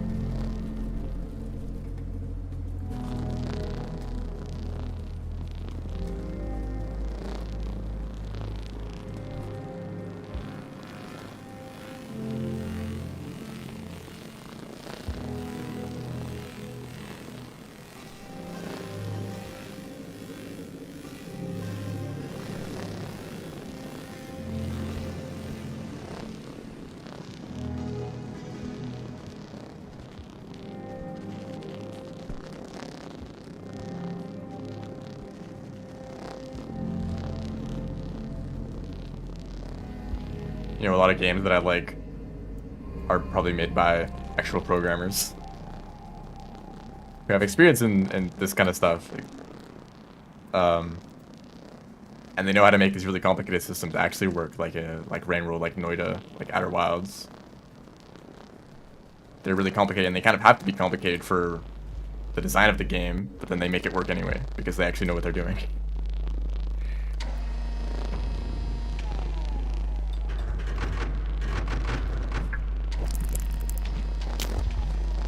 I'm glad that these squid gates are like right next to this gate because they make so many challenges way easier.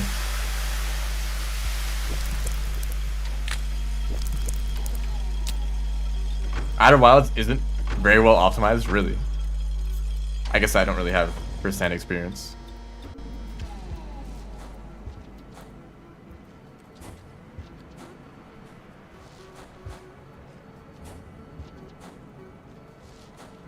And the fact that the game works at all, with all the stuff that's going on, that's like already really impressive.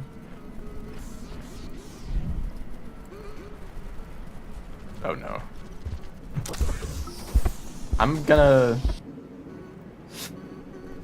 really don't want to die this cycle.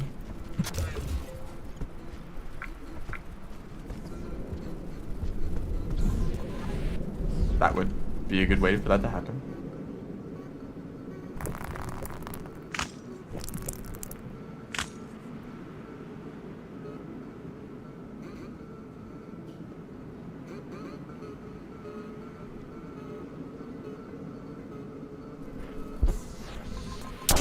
Wow, nice aim, but also I totally could have died there.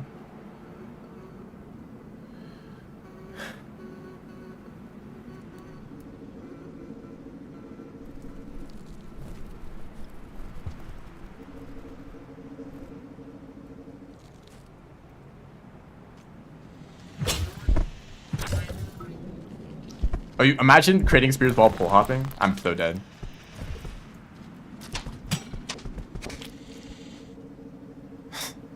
Okay.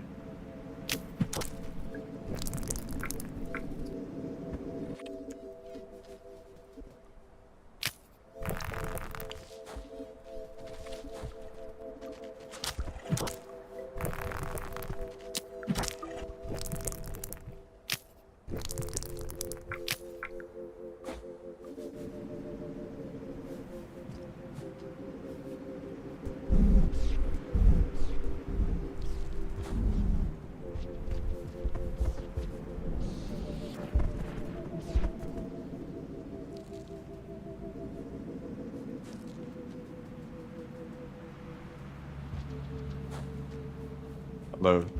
It's not going very well. It's been 37 minutes. I only have 4 challenges completed. Because I spent several minutes dying in Pipe Yard.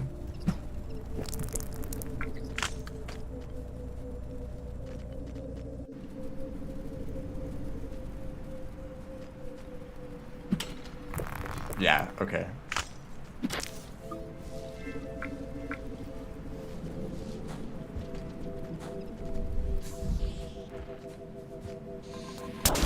Thank you. Oh no. I was like so ready for that scavenger just to kill me out of nowhere.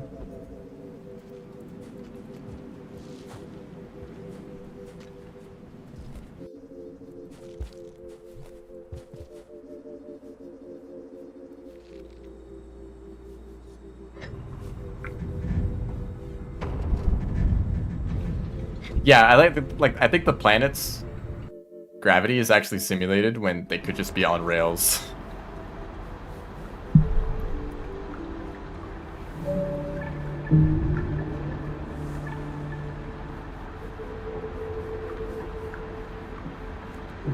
Don't think Pipe Yard is hated enough. I think it gets an adequate amount of hate. Like just the right amount. I'm gonna get... No, I should go to Industrial.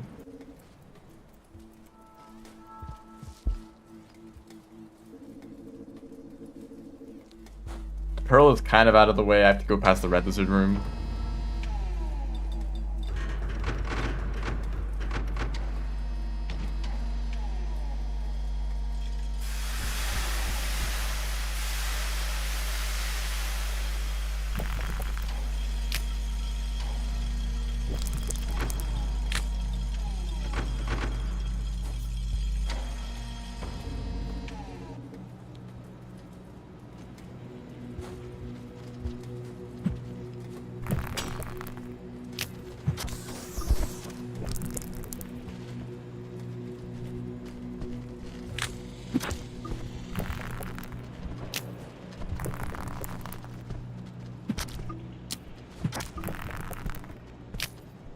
4 lizards. I'm like just tripling all of them. Why did that Cyan just climb up just to bite the white lizard?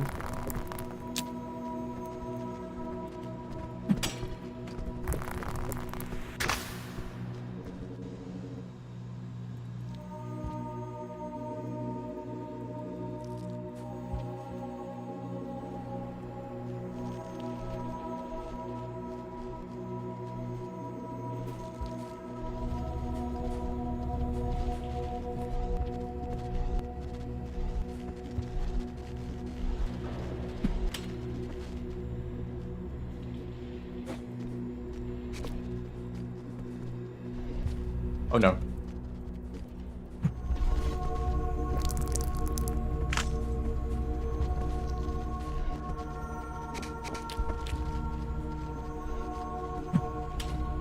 Can I hit one of these?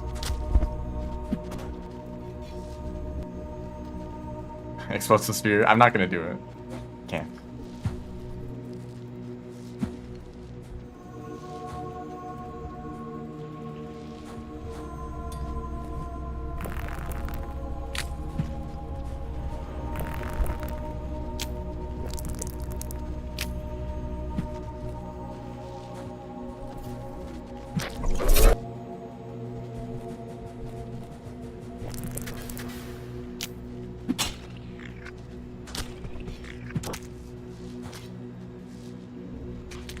Don't do it. Oh, it's an egg bug. That spear somehow hit.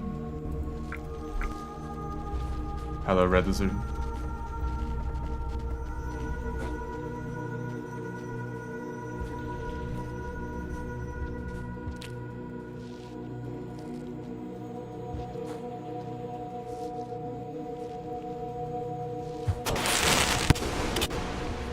Oh, thank you.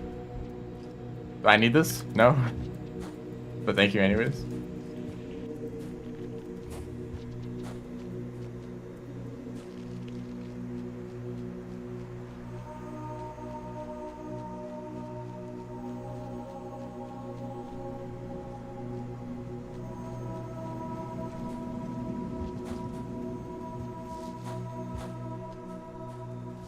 Infinite explosive spears.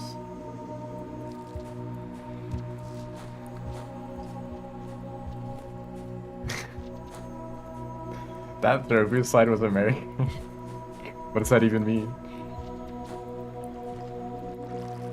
You know what's You know what's absolutely fascinating to me?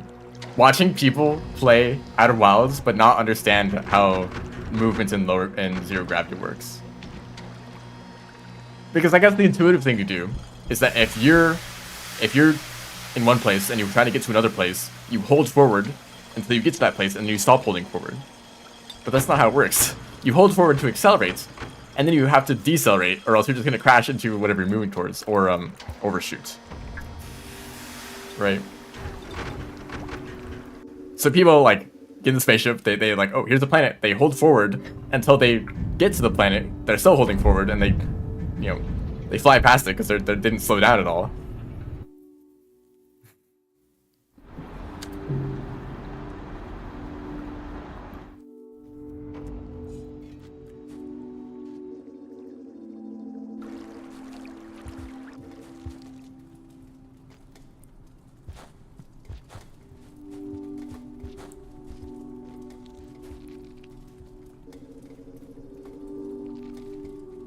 I'm gonna do, well, actually I'm not.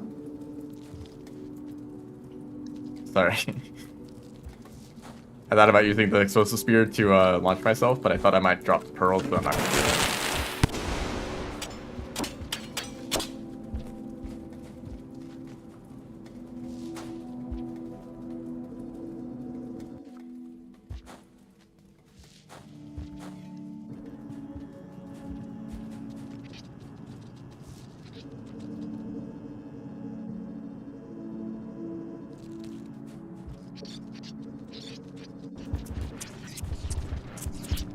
I wish I kept the explosive spear. Oh, I don't need it in shaded. What am I gonna run into? Oh no. What am I gonna run into? Some spitter spiders?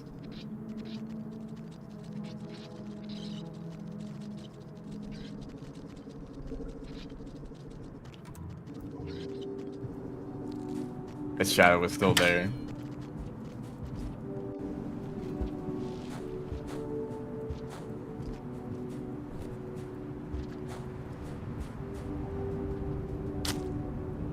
Here, wait, I have a pearl for you.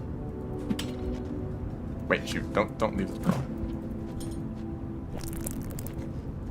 I was gonna do a funny and then just give him the pearl and then steal it back, but or no, kill him to get the pearl back.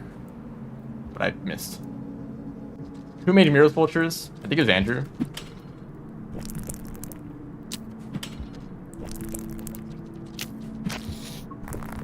Yeah.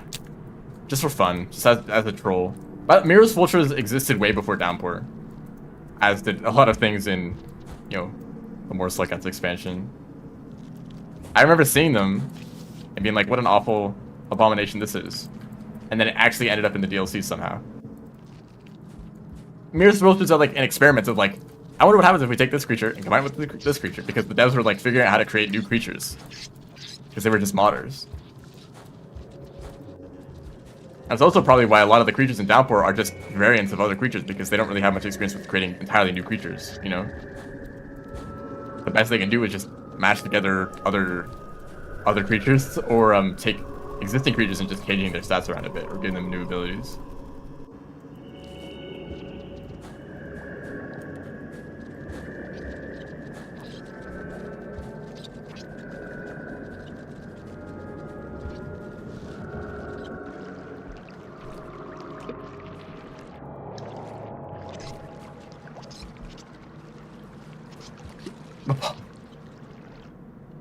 Lobotomy lizard. That's accurate.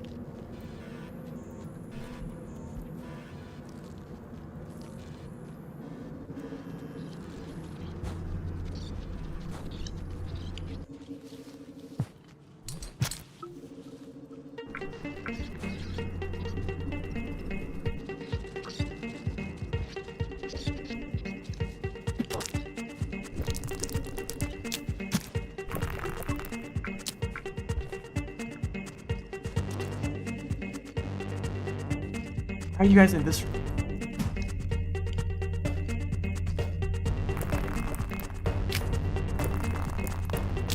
Oh no.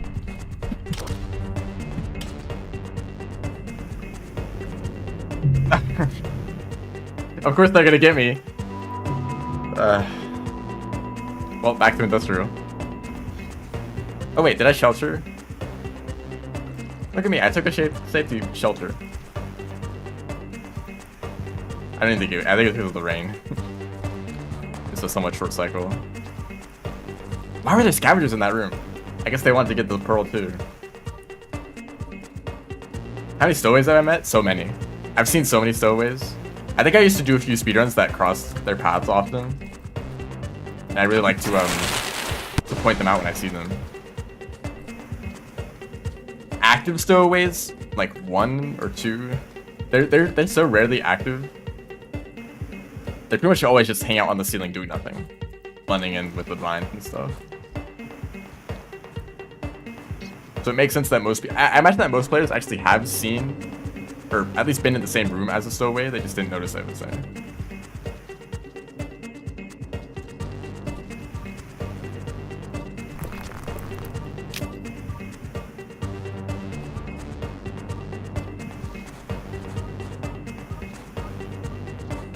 They're pretty common in like Subterranean, Outer Expanse.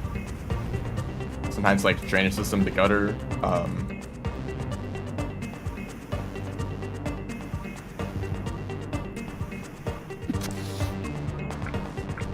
I'm gonna take this with me.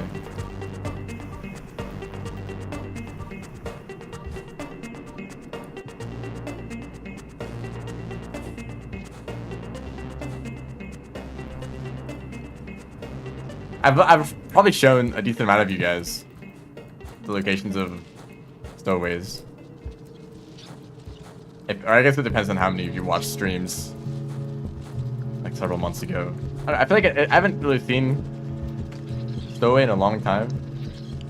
But I remember I did run into them quite often.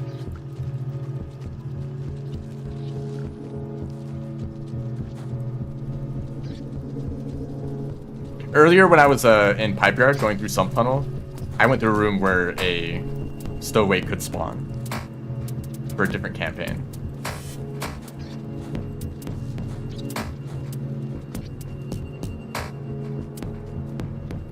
Oh, hello, Chopper.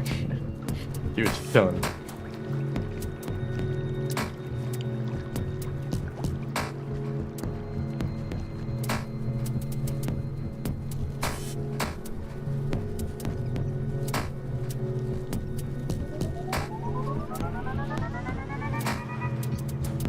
There's scavengers here again.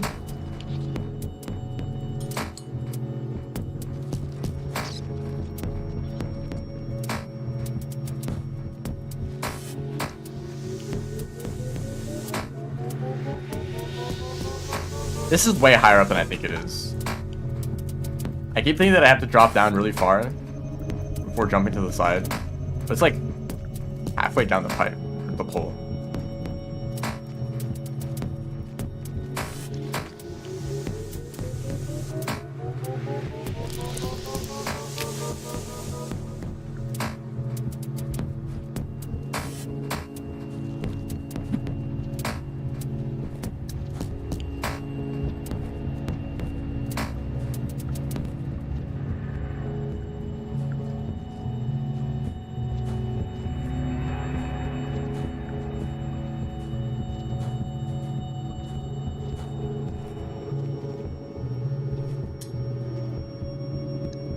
How blind are you?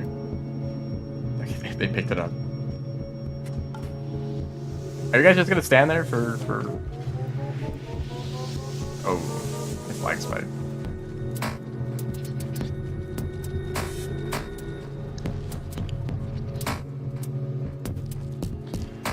Okay, that took way too long. 51 minutes.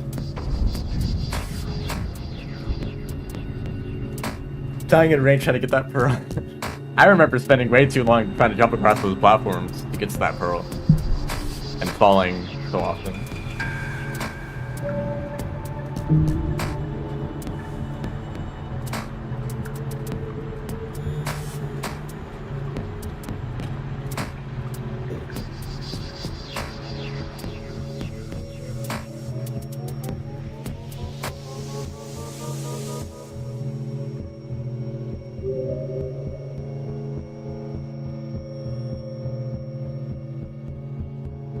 I think I want to play Hunter.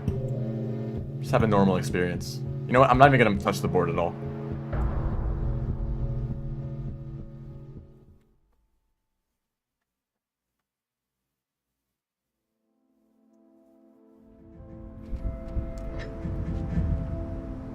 Complete 5 challenges without dying. Yeah, right. Okay, already this board looks awful.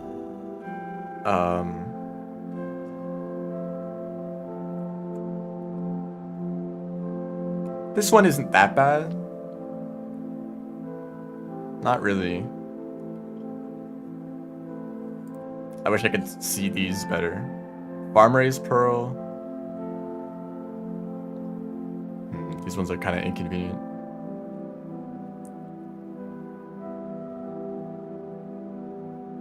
Steal Geoducks from scavengers to step. This isn't possible. Don't even bother with these challenges, honestly. If the martyr wasn't impossible, then this one would be decent as well. Which one? This one? I think I'll go for this one. So Farm Raise Echo first. And then probably heading to Sky Islands to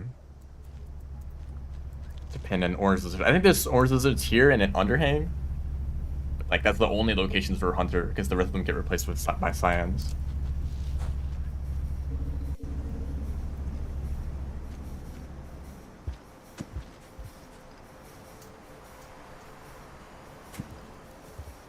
A little bit of seasoning. Don't you run away. Cancer has its benefits. Life gives you lemons.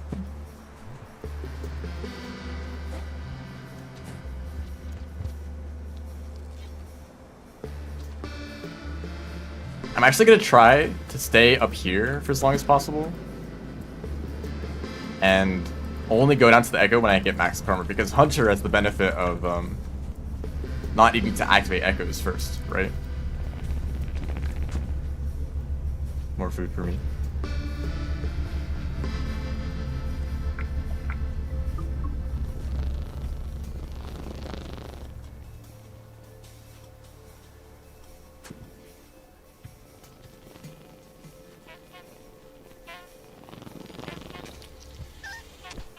So I can just get max karma here and go get the Echo, and I'll return to this shelter so I can then go to Islands.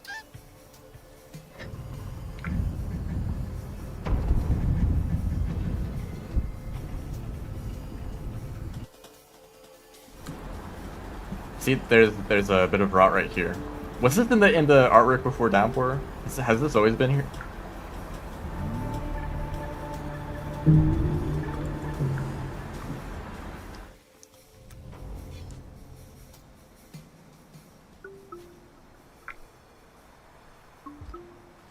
Should I grab the eggs?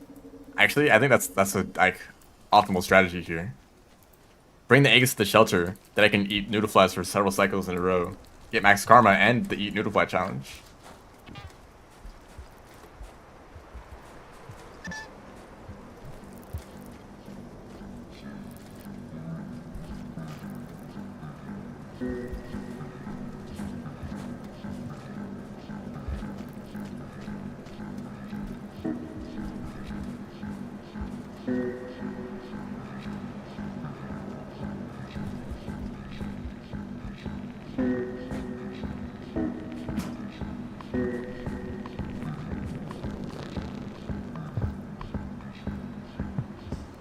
Oops.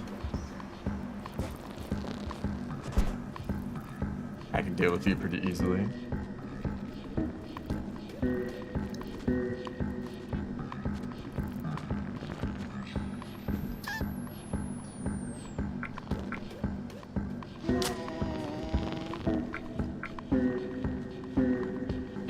Get me out of here.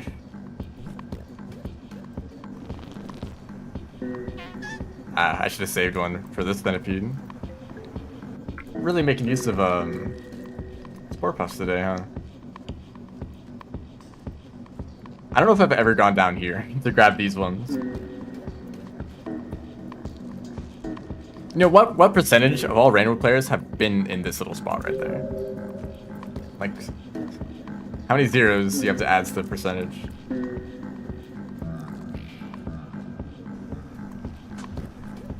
That was total miss.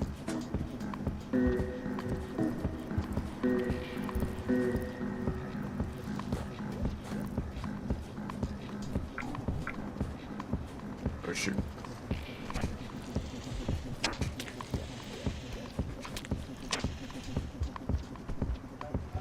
I also want this pearl.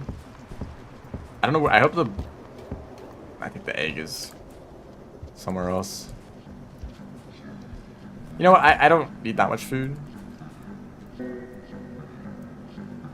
Maybe one egg is enough. No, I want to get both of them. I just don't want to have to go back and deal with that blue lizard.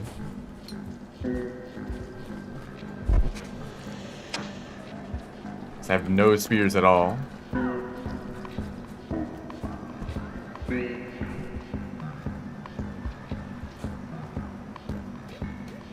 I guess I don't need the neuron, right? That's not part of the challenges that I'm doing.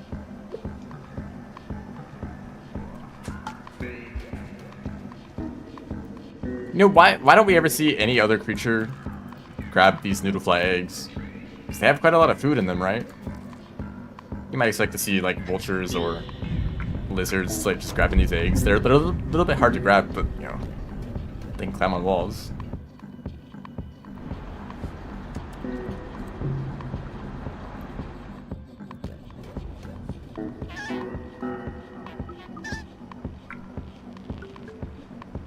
He's escaping.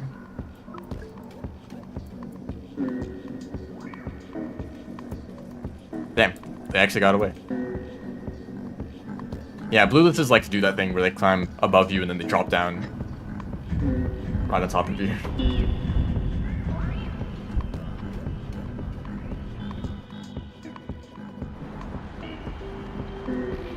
No other creature's intelligence enough?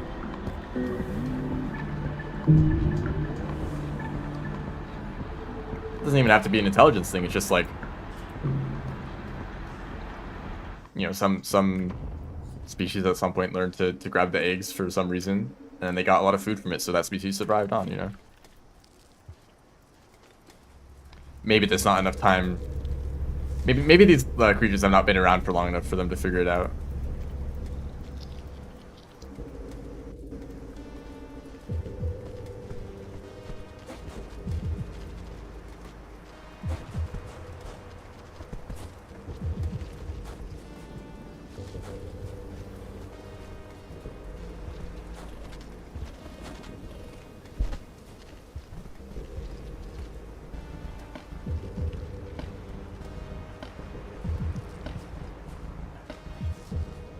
Why do I keep getting explosive spears? You really trust me with these? I do have a pearl.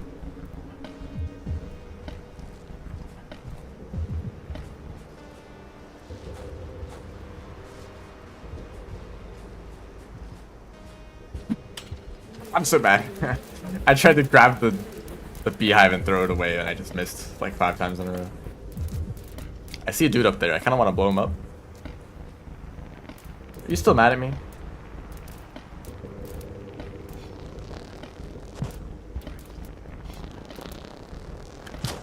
I was still stuck, of course.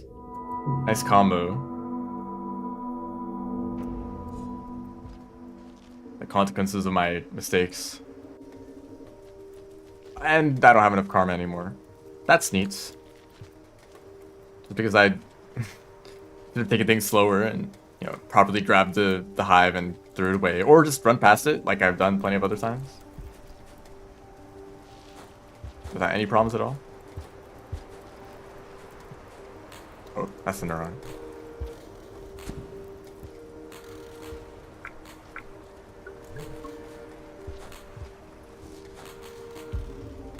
I also was able to dodge at least one attack from the noodlefly. I was just still stuck. Oh well, I'll try again this cycle.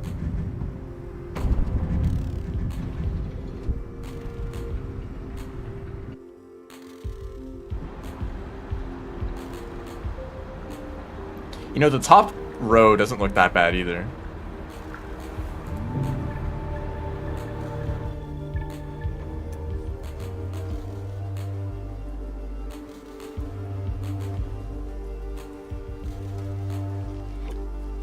Maybe I just go for that. I don't know.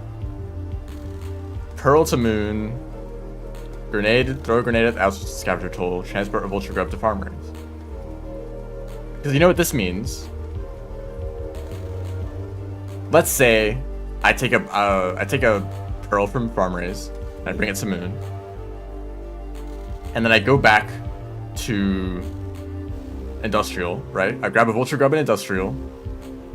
Go to outskirts. Bomb this hole, then enter farm raise, and then it's done.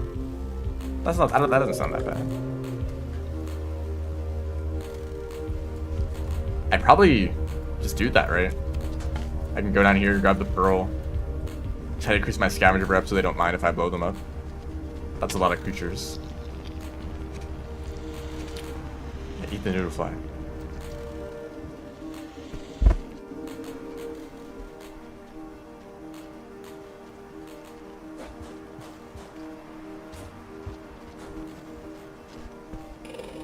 Dude, there's a bigger threat right behind you. Actually, maybe he's not a huge threat at all.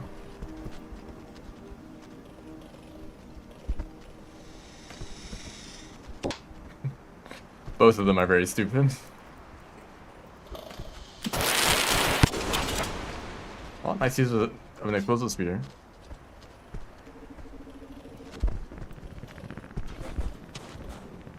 Are you the one who's angry? Yes. Yes, you are.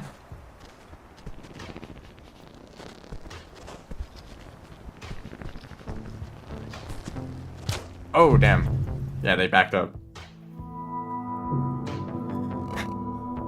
Okay, well, I don't care about getting the echo anymore, so I guess I'll just keep going. That's so annoying. I guess I really should have just gone down into a pipe so that they would have been forced to get closer to me.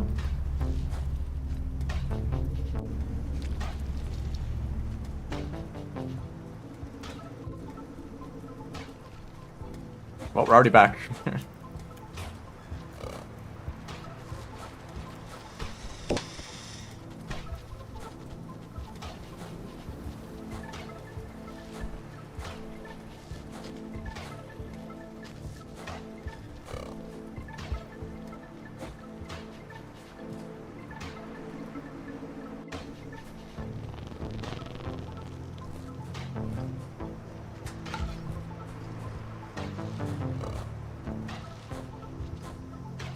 Wow, that's crazy. Oh, that's also crazy.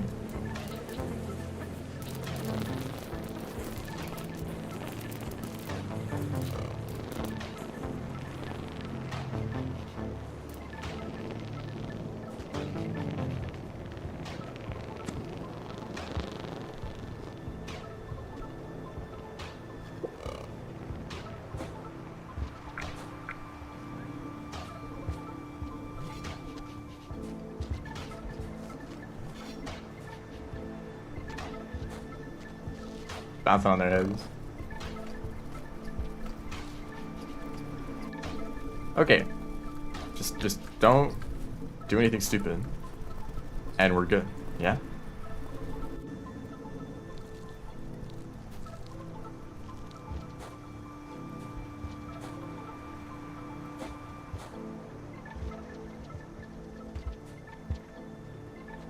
It's funny you get stuck like that. I have absolutely no food. So, centipedes.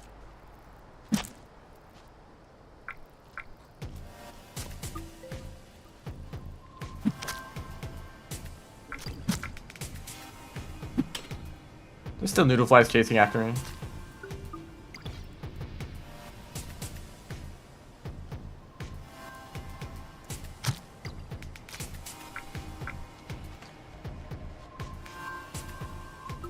It's incredible how determined they are. I really think that when you have the pursued burden on in expedition mode, it should be a noodle fly that chases you.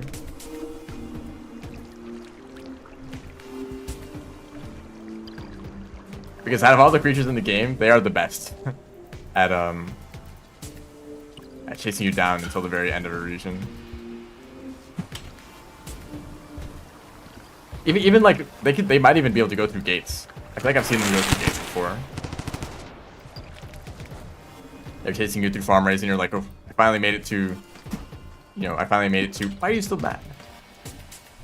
I finally made it to Sky Islands. I guess I'm safe, but then a noodle fly keeps chasing.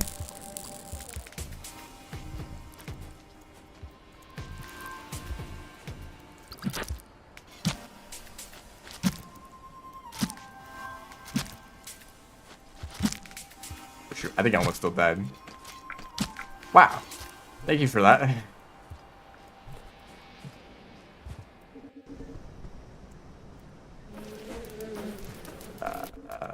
Part of these. They're the best. I really like noodle flies. They are one of the best creatures. For being not a predator, but they still have a lot of interesting behavior. Watching the noodle fly babies run around, and then the mothers sometimes carry them around. And if you do anything to the babies, then the mothers get mad and they chase you down. Or they sometimes fight each other. Like, they have so many interesting behaviors that aren't about how they try to kill you. Isn't that cool?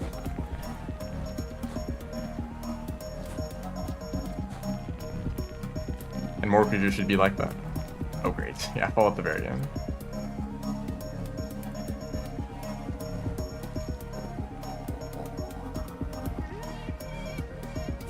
I'm sheltering here.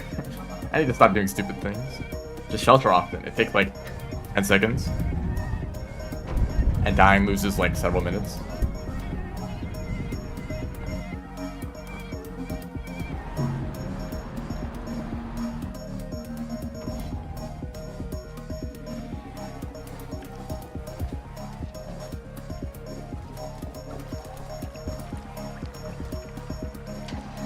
I'm gonna try to befriend these scavengers here. And they even get mad at each other. They're just always mad at each other. I think that if any two Noodlepie mothers encounter each other, they just automatically fight. That's their only response.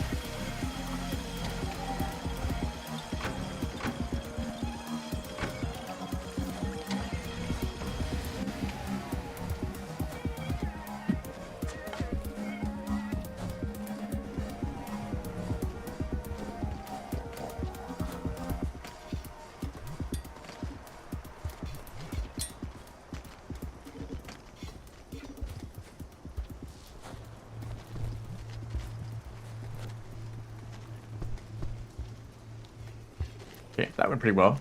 I should have at least positive reputation with them. Because I crossed 2 tolls.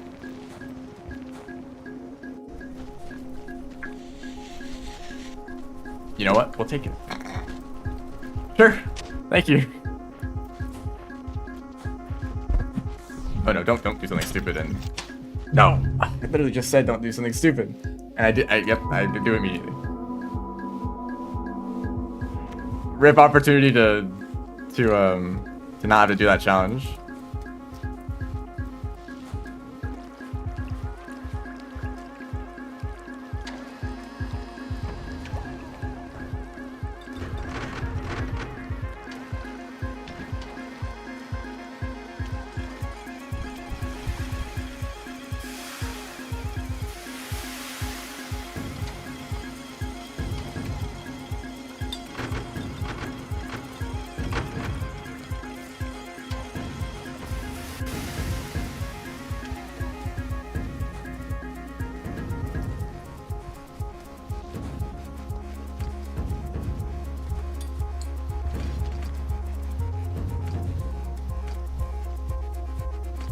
No, they didn't drop the grenades.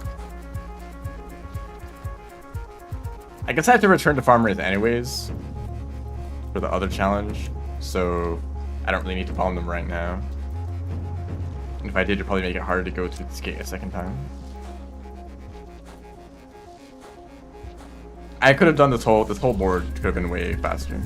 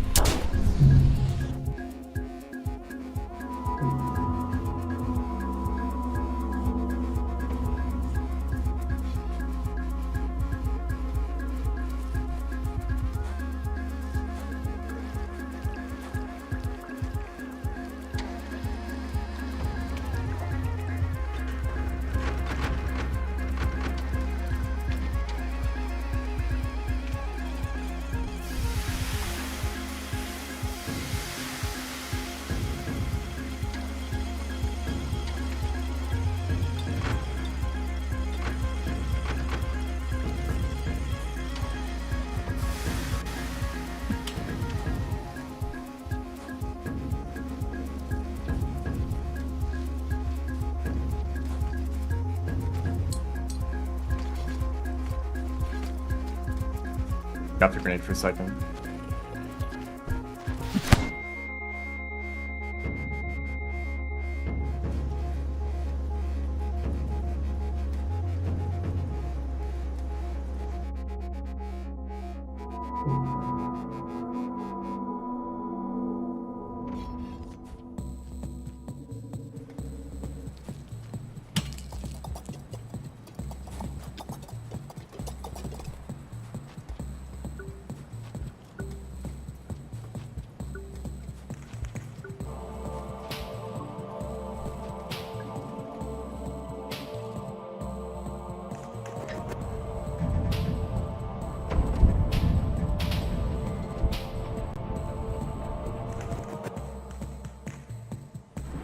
Tomorrow at some time, same time that I normally start streams, on the Rain World Speedrunning Twitch channel, that will be the bingo game that I'm in.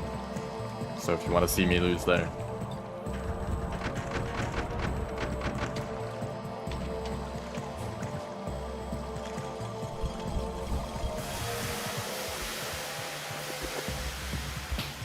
And if you can't catch that one, then the VOD will be up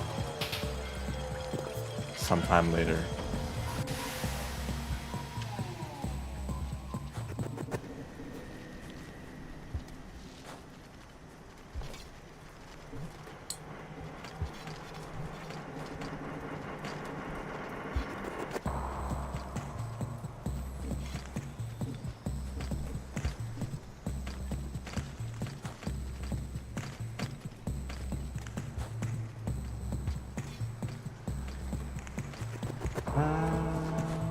I don't think that helped my rep. Can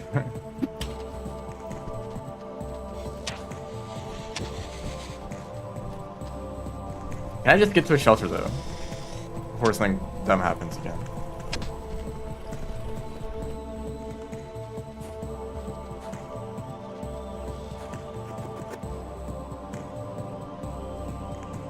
Alright. Well, it'd probably be on Tuesday. But yeah.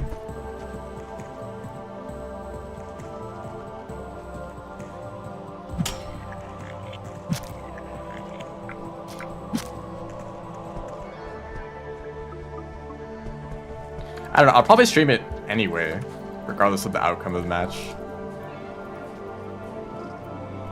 I just can't think of a thumbnail. That's the main problem.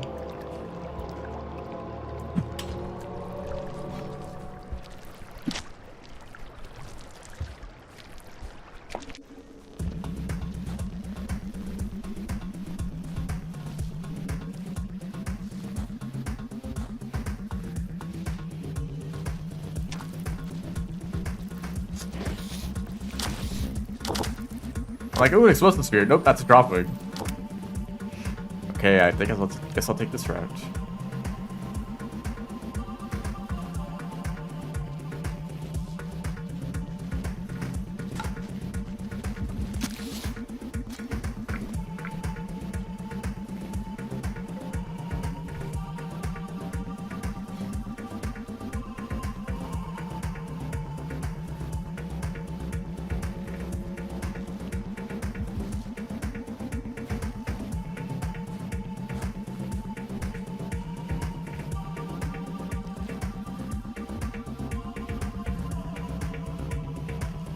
Wow, can you believe it?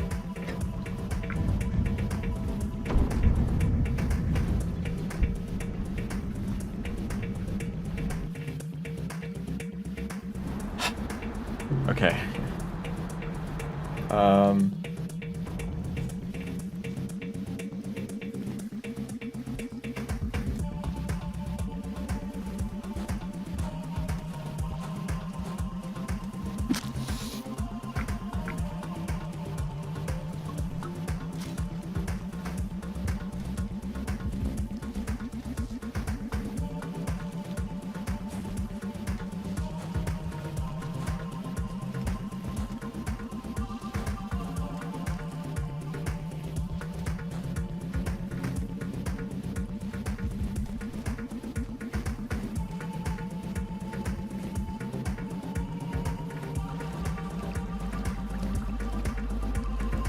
All I have to do is make it to moon. It's not that bad, right?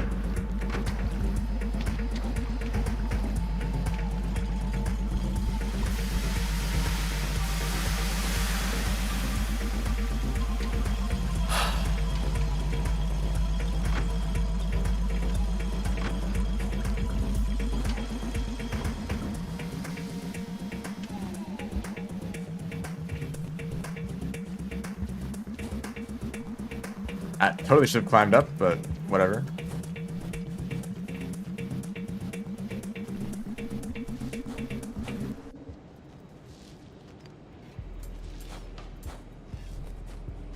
No way, it's expedition mode.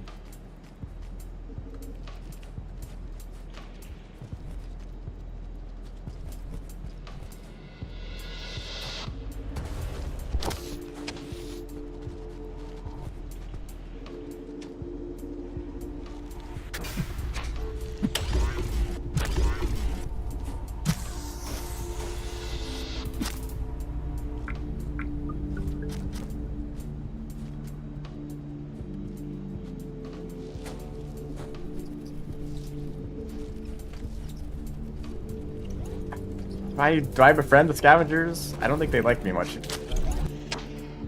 After I stole their grenade.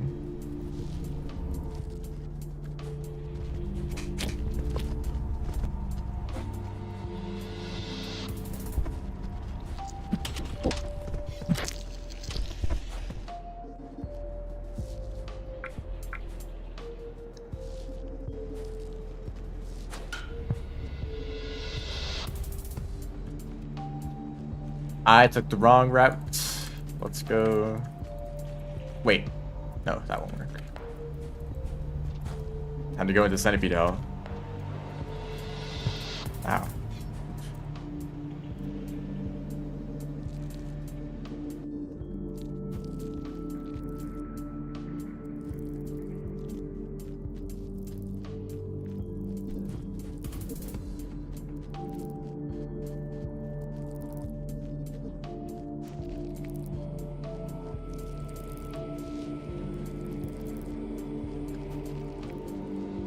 No way, it's Pipe Yard.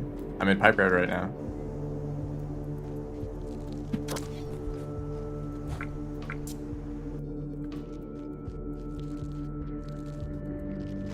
You know, I should have just taken the one that was already in Farmers.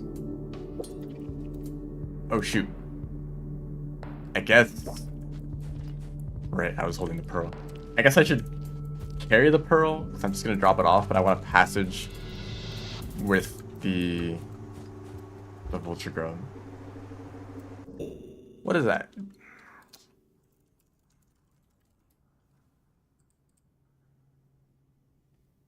Oh, it's one of these bizarre games, right? I already searched that up and I forgot about it instantly.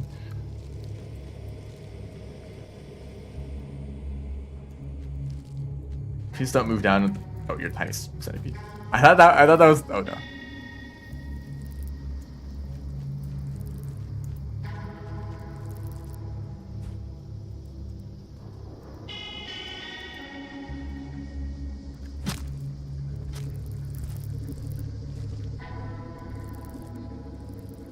Oh, he's running away from a single spear. Man, I can't really tell the health of centipedes sometimes. They either take like 10 spears to kill or they take like 2.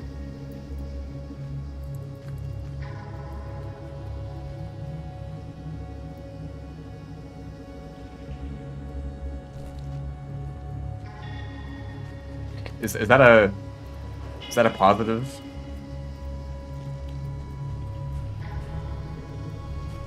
I sure do love playing games that give me headaches and make me throw up. Those are my favorite kind of games. They're so unique. Why don't other games do that? Oh, it's a vulture. I shouldn't have gone up then. He's watching.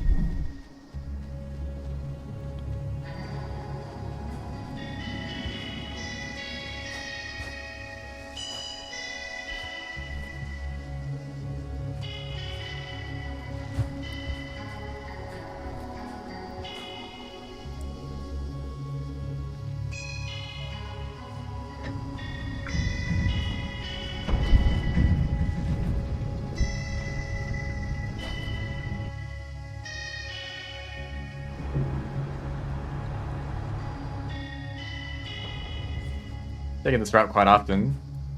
Going through Shaded.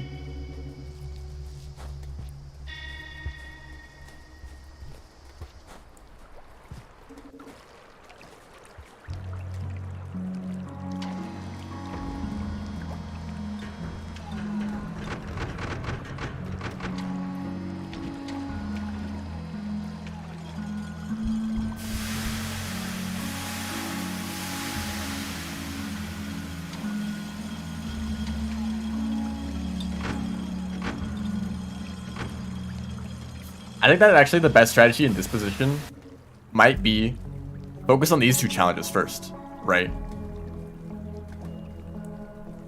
Like, just go to Industrial to grab a grenade and a vulture grub and immediately go back to Farmers. And then you have all 4 challenges completed except for this one. And then the other team is like, oh shoot, I gotta rush to Moon or else they get a bingo. Meanwhile, I'm like, I'm not gonna get a bingo. I don't wanna go to Moon. So while they're focusing on getting to Moon, I can do whatever other challenges I want with no no pressure on my side because they're too busy trying to get a bingo.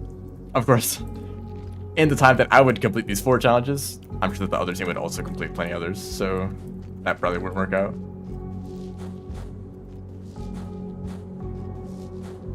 Like, they would probably complete small noodle flies or the bomb atoll or something else first. Because if I'm not going for this side, I might just throw a bomb at the toll and then just leave. Don't bother with anything else here. Which blocks that column and doesn't take that long.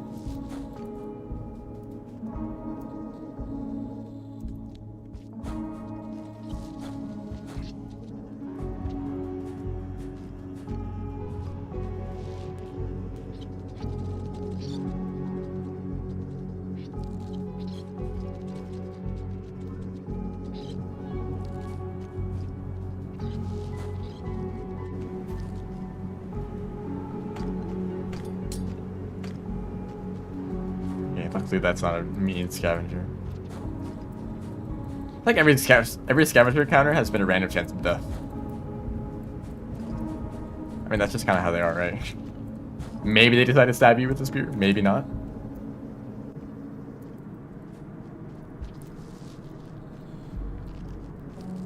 I mean, Rain World is a very unusual game, yet it is very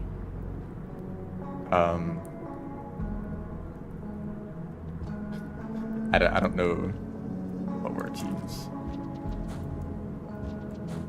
It's not very extreme. Why is there like a scavenger in every other room? Don't throw that. Why are you're still alive? Like, oh, the scavenger threw a spear at it. It's dead, right? My goodness.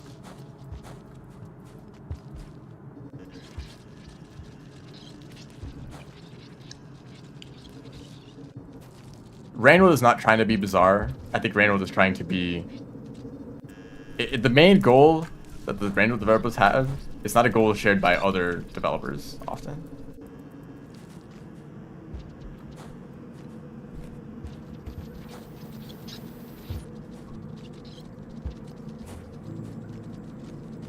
And the fact that they were so focused on achieving that goal means that it doesn't feel like a lot of other games where the point of the game is to be a good video game. And by good video game, they mean following, all the formulas that have worked before, or appealing to as wide of an audience as possible.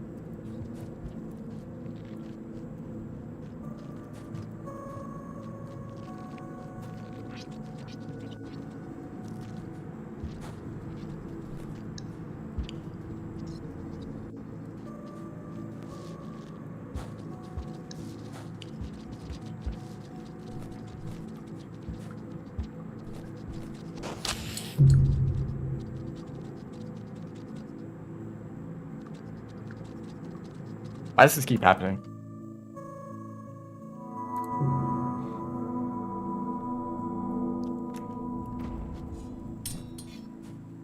Why is the worst stuff just... It's always like as unlikely as possible.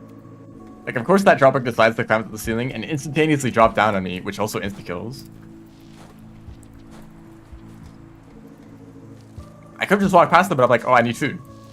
Let me go like one-shot this dropper. Not that dangerous.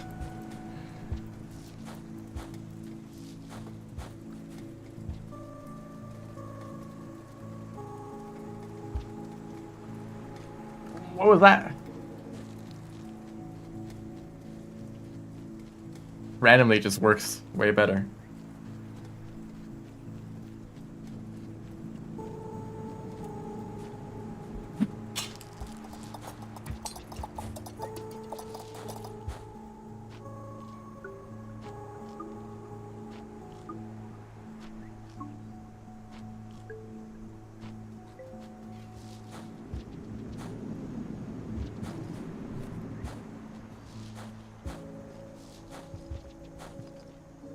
I should do the funny roll.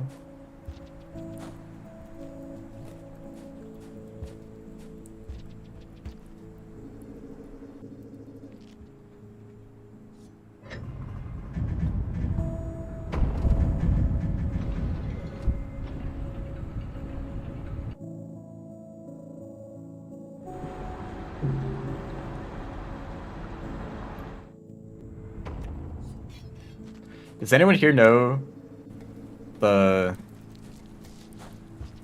Hold up, I need to check their names. Yeah, Bubble Tanks. Does anyone know those games, those Flash games? There was like a whole series.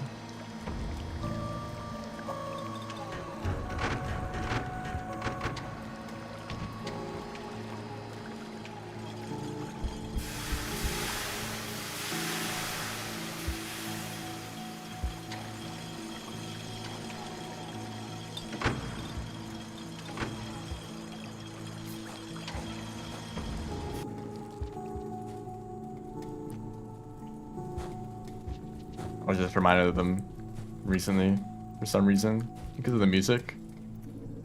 Music of those games is pretty good as a unique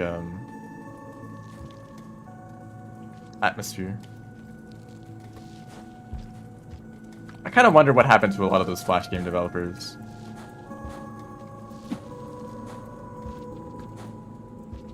I mean, there's a decent chance that a lot of them are just like working as a game developer for some bigger studio. Like, hey, I have experience making a bunch of these Flash games, you know.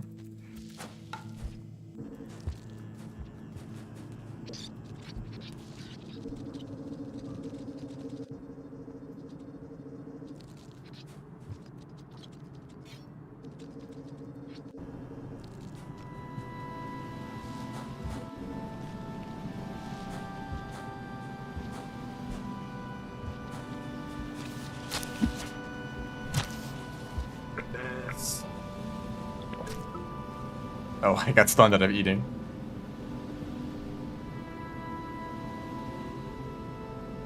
It's a series of games mainly focused on these tanks, I guess you'd call them, that you create out of bubbles.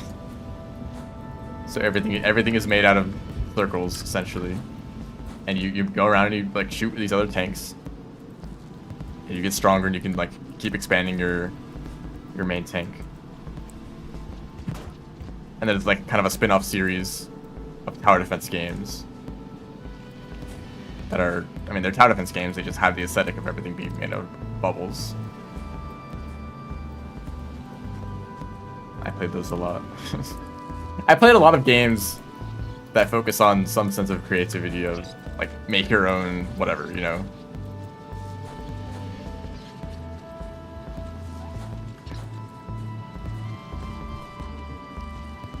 Whoa, you good, dude?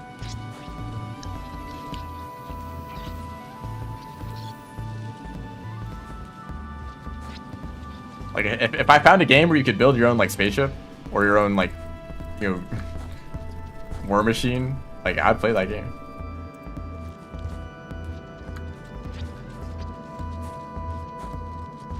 Vaporeon, Reassembly, Robocraft.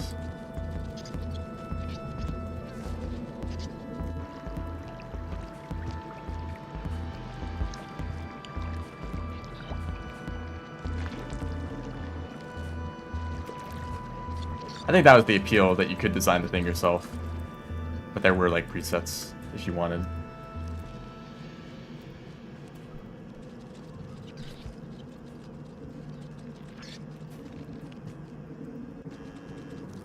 They're still here. Will they ever be free of the scavengers?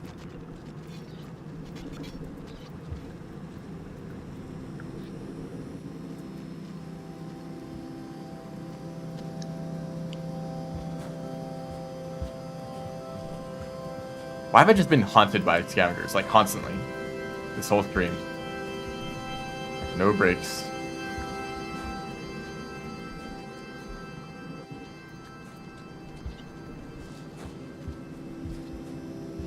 Surely there won't be a spitter spider on the other side of this bridge.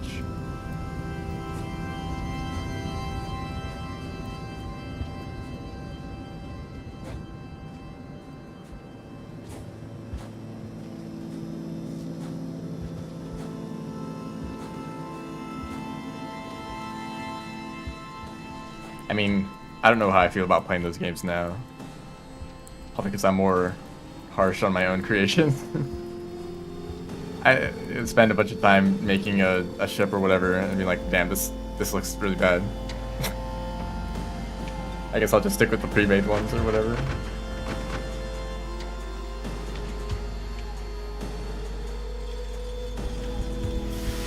Oh right, it's this game.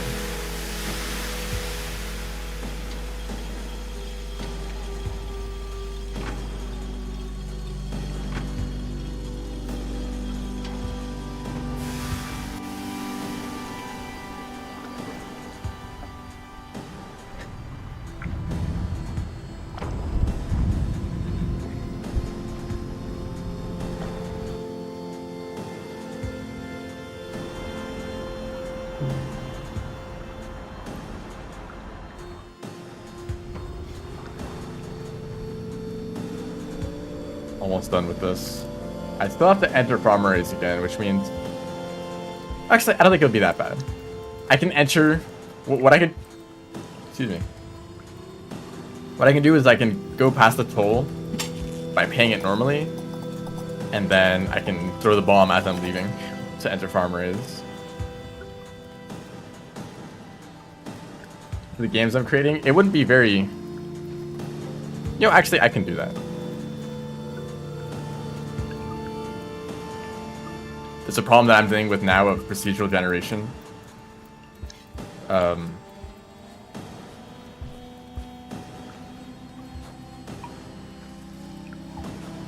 mean, by right now, I mean like a few months ago, because it was really difficult and I gave up on it and focused on a lot of other things. So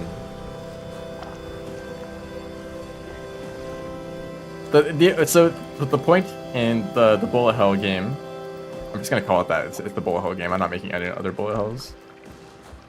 Each level is procedurally generated, and procedural generation is not difficult unless you want to make it difficult. You know, there's some easy ways to do it, but I had a lot of specific requirements for levels. Like, I want them to all be the same size because, or more specifically, I want them to have the same number of enemies in them, because if the enemies are the same, the drops are always the same, and that way you never get lucky by getting more enemies than normal, so that you can get more items and more upgrades, you know? I don't want you to ever get unlucky and just get less items than normal, so you just can't get the upgrades that you want. I didn't want that to happen. So, levels need to always be the same size. I also want there to be certain branching paths. So, let's say that there's a main path, a sequence of rooms that can take you to the end, the final like boss of that level, you know.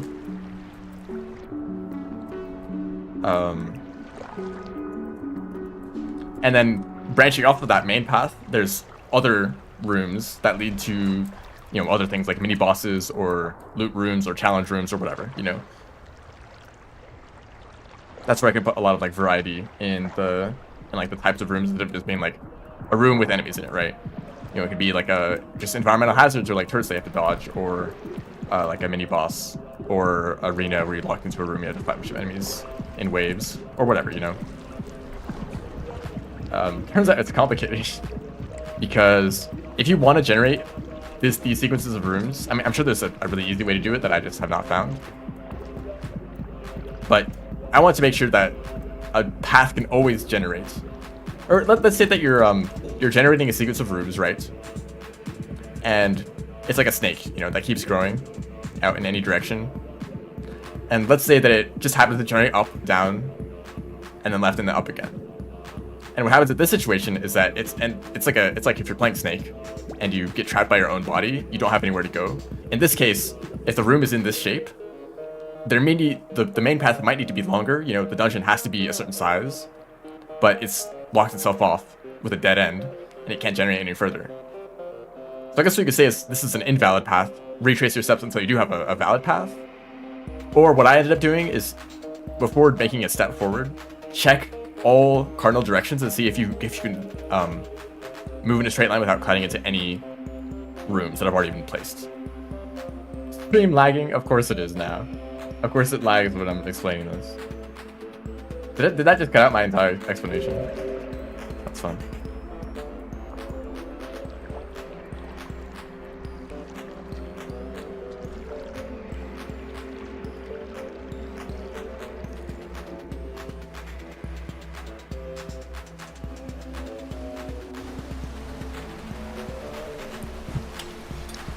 Oh, I dropped the pearl. I tried to swap hands and throw the spear.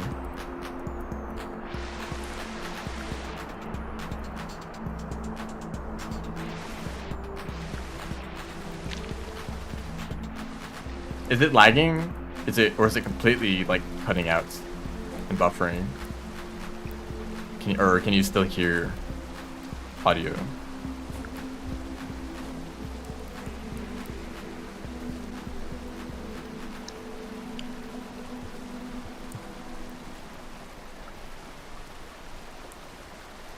Really? I want to give you guys pearls, and you're all the way down there.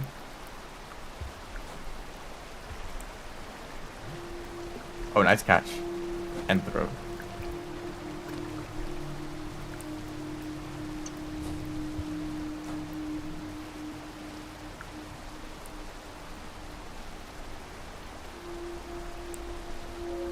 Did I forget to turn off lag again? Or is it just like this now?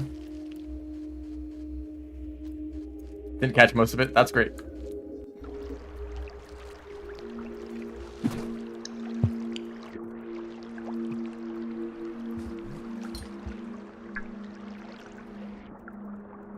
Well, it's still broken. So that's fun.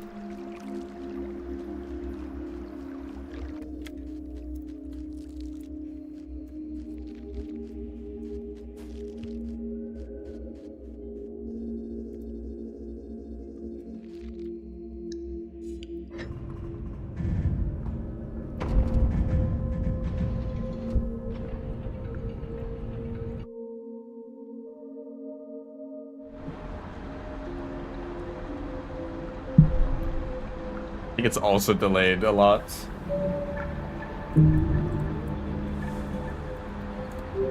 That's wonderful. We can't just have one stream that works well the entire time.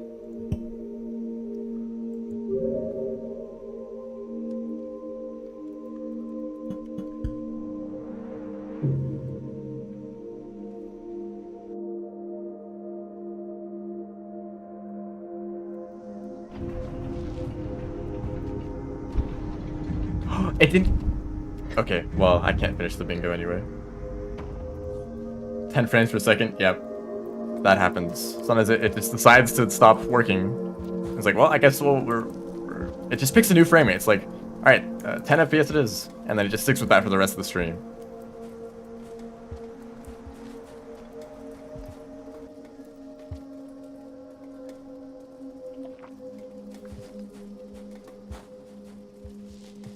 Okay, here's some rocks. Hopefully I can do dragon skip. Actually, I don't need to. Let's just go this way.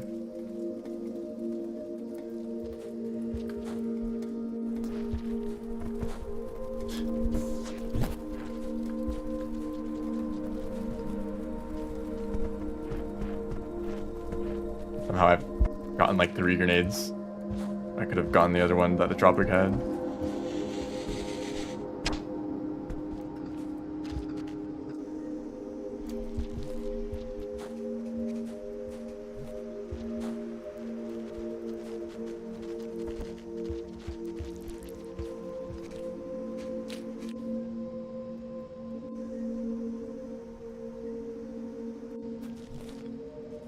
So fast he didn't even see me at all.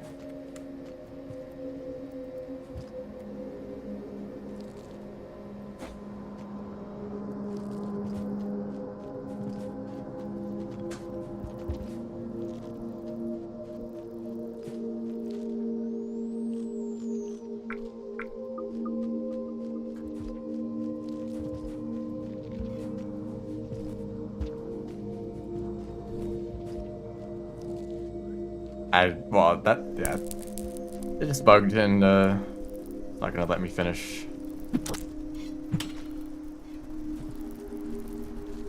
Bingo. That's whatever. I just need to keep that in mind, that you can't bring vulture grubs when you passage.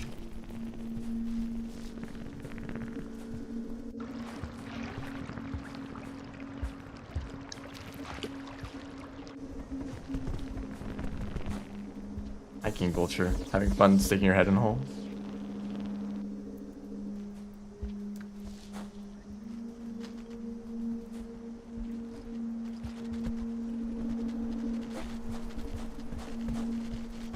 No, I almost did it. Go all the way around now.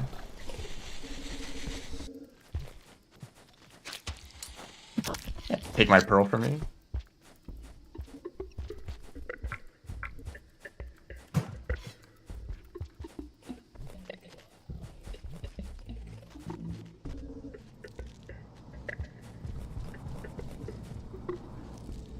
Still lagging? Yep. 8,000 frames dropped. Very cool. OBS realized that it wasn't gonna beat its old record of dropped frames in one stream, so it's like I gotta start lagging now, or else we won't reach like 30,000 or whatever it was last time.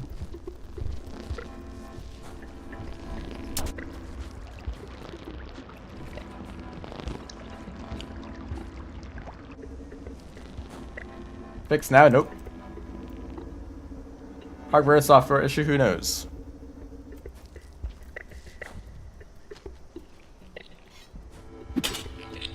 That really didn't hit.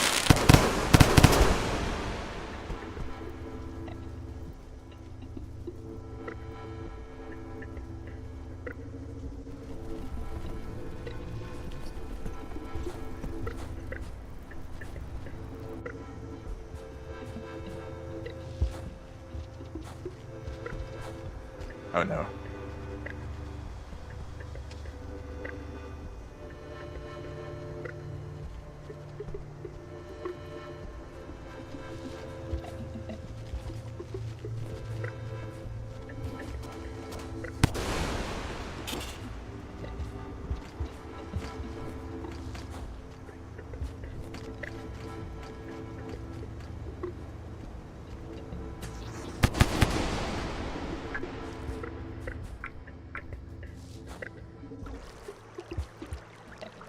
I'm not sure what the problem is, but it feels like somewhere in the system it's decided it just needs to cut the frame rate in half or something like that.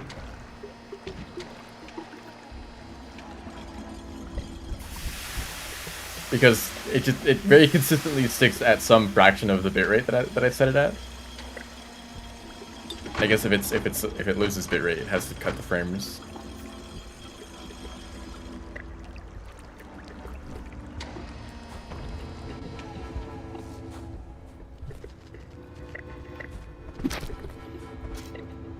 Okay, so at this point, I would have completed the bingo if the vulture grub... Oh, actually not yet.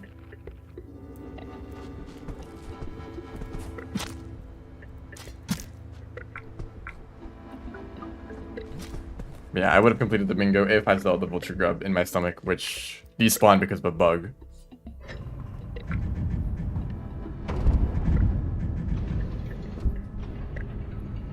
I don't know how to... I wish there was a way in OBS to just say, hey, refresh the screen. And it just tries to, just like reconnect.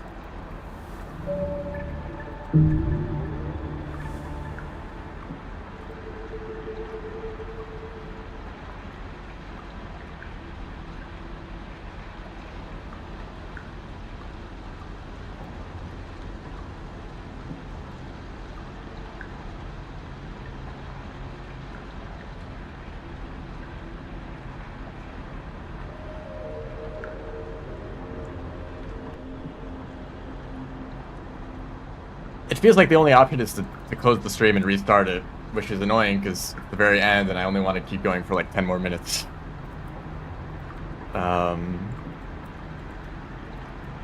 Where are they dropping to though? That's a great question. I will try to restart OBS, and if you want to see some... Let's say this is the end of the stream. If you want to see some game dev stuff for a little bit, you can stick around and I'll try to restart it.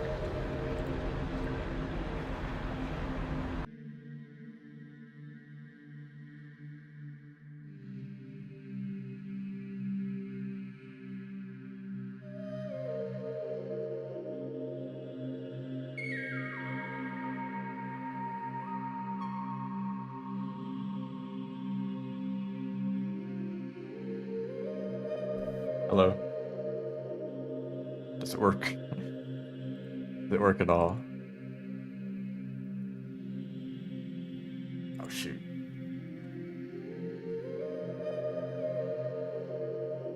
Hold on, this will take a little while to open up.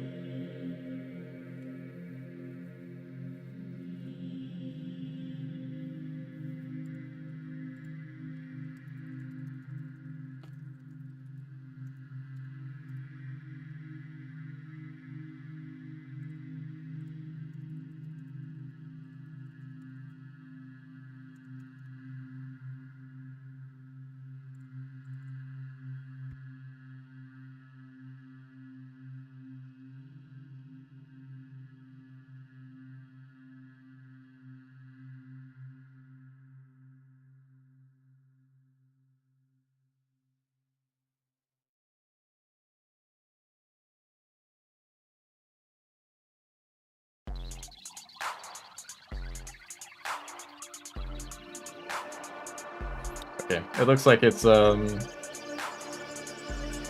street. Oh, actually, just kidding. The moment I start saying that, it starts dropping frames. Thank you, OBS. You're wonderful. You're just the best, honestly. Just always functioning well. Maybe I should update OBS. Maybe it's like an outdated version.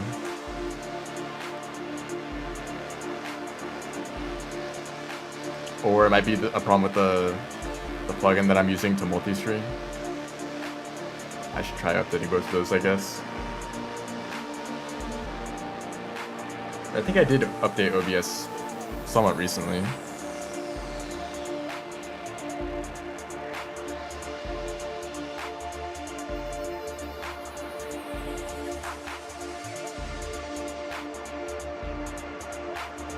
Hopefully the audio is fine. I guess it's not a huge deal if the frame rate is low.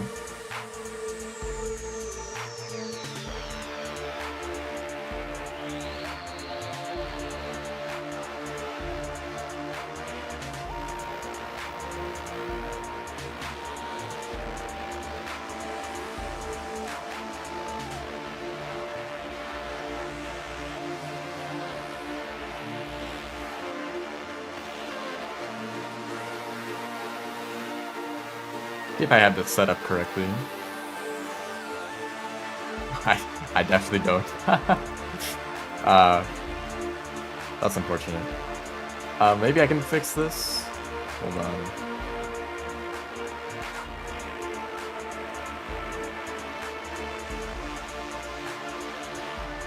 I think I did mess around with some things. I don't really know what to do to fix this.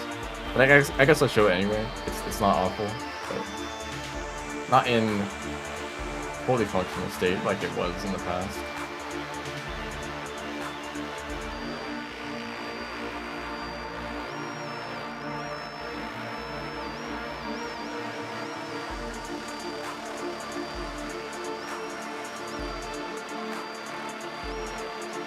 Okay, so can you see the rectangle?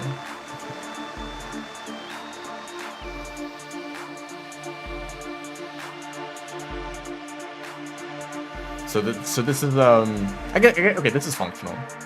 This is the procedural generation, or at least an old version of it that I'm gonna have to remake because I'm adding some features to it that end up being a huge mess.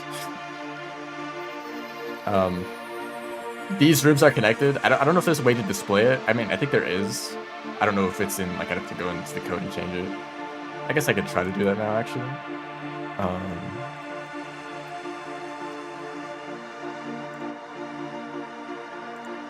If I know where the...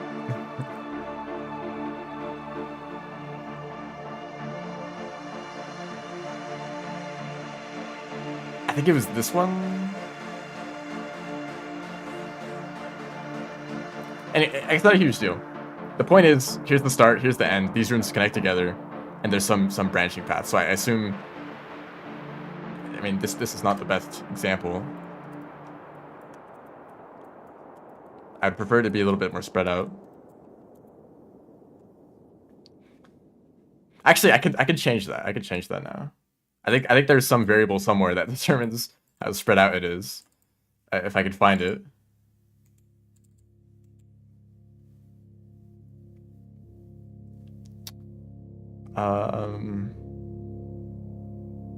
Somewhere in this mess of code.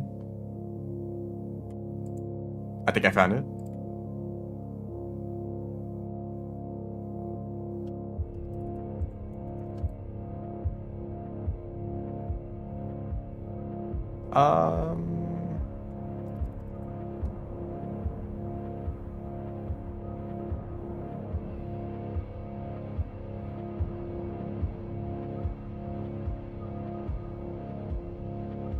Shoot. It's been a while. It's been a while. Do I remember how to do this?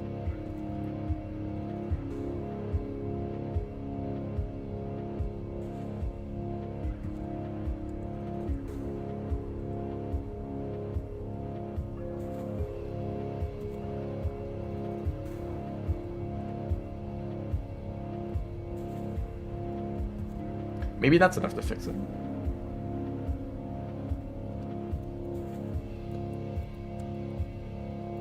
Oh yeah, I think that made a difference.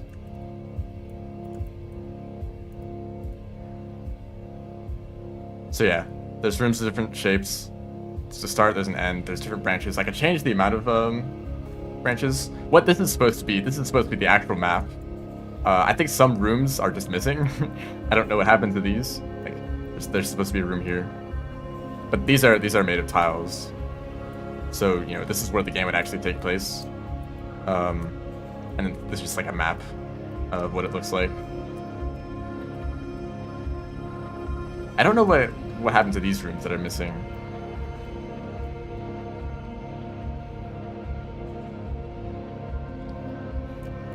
I should definitely clean up the code so I actually know like what variables to change. Like I think the spacing between rooms, like, and like the length of these hallways, is something that I can change. I had another thing here. This is something that I created more recently. It's basically a way to create more rooms. So I can place tiles. I can place these are going to be spawn locations for enemies. These are an attempt of some sort of pathfinding system. For each room, I place these nodes everywhere. This is a better example. This is like a winding path, and these nodes oops, are like if an enemy is here, they can know like, okay, follow this path to get to wherever the destination is, right? And then connections, which actually doesn't work for this room. Connections are basically where can this room snap to other rooms on the grid when generating the map. And I can create shape like this. Like this is technically a 2x2 room, but it only has connections on these sides, so it acts as a bend like this. The setting of the game, it is sci-fi. It's sci-fi. It's like in space mostly. The story is all over the place. I'm probably not very good at writing this. What the story is. I don't really want there to be much like dialogue or like characters, but more like an environment that you're just like, you know, dealing with. Top down, yes. I actually have. I'll show like the actual gameplay in a bit, but this is just like a system for creating rooms. So the problem that I'm having is trying to find a way to like take these and convert them into some system that can be used by the room generation. So these could then, I could just like create a set of rooms here and then throw them into the procedural generation as like a whole set of levels.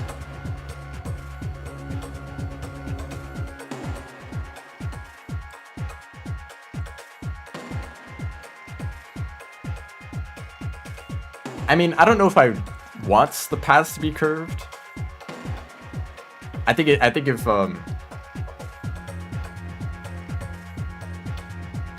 you know, if the enemies are moving in straight lines from point to point, it kind of feels more robotic, which is actually kind of fitting for what the enemies are going to be most of the time. They're mostly going to be like drones, like other spaceships, and I guess the excuse is that they're kind of stupid in lore, which is a way for me to not make their AI too complicated. This is not Rain World. they're just enemies. Their only purpose is to be an obstacle for you to fight. So, honestly, I debated whether I should even have a pathfinding system at all, and maybe enemies just run into walls if they can't get to you.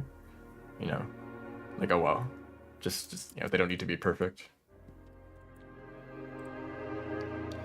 I'm gonna open up the other project. Is this even in a state that's functional? I'll need to test.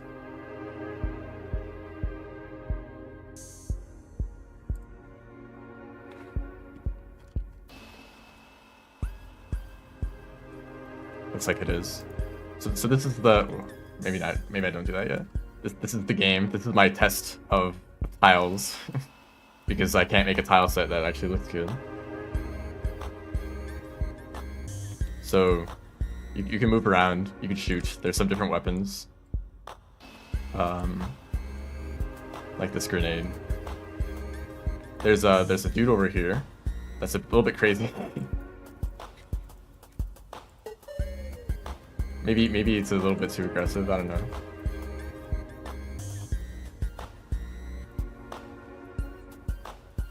You can pick up the things that they drop. You have an inventory. This is the inventory display. I have 6 materials. The green ones. Here's my little testing station. Thing that I can shoot at to test DPS. I think this is a DPS meter, yeah. And then this thing lets me upgrade the weapons. So this is like a tier 4. Here's tier 7. And it goes up to 11, I think. Yeah. So this is like the highest upgrade of the weapon. And I can do that for the other ones too. Oh wow.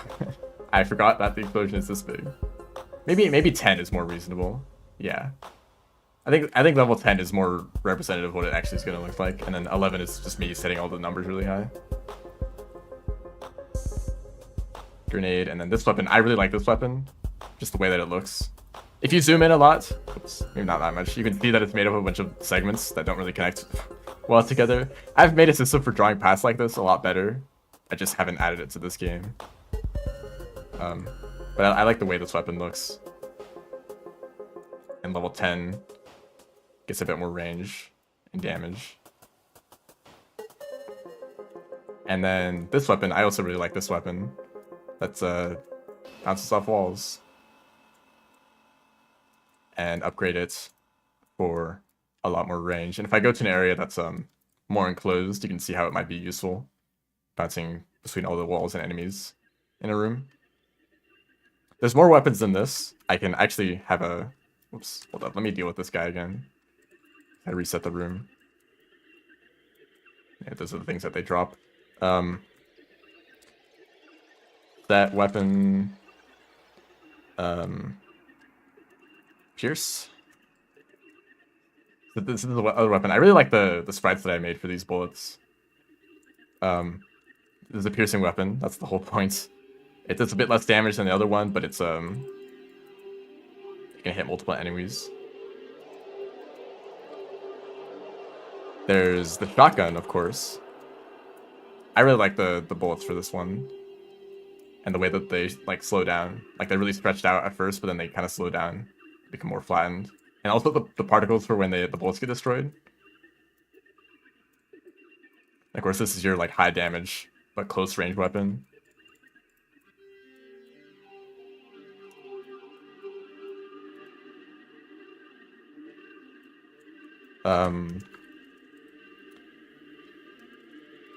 Sniper. Of course, you gotta have this kind of weapon. This also has the trail, but it actually looks a lot better because there's no it doesn't curve at all.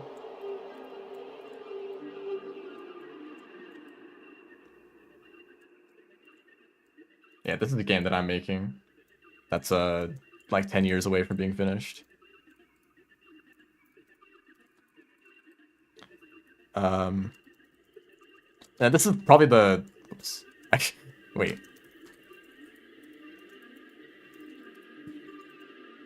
Alright, the weapon doesn't even exist, right?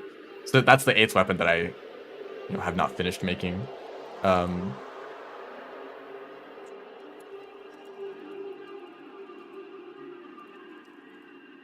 Add ability Nova. So this is there's some abilities, and that's the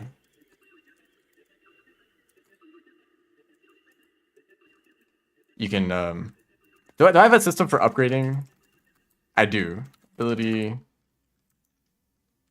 1, I think. Yeah.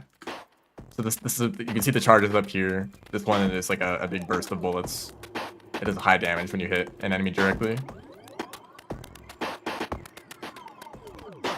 Or no, add ability. Turrets. I really like the turrets.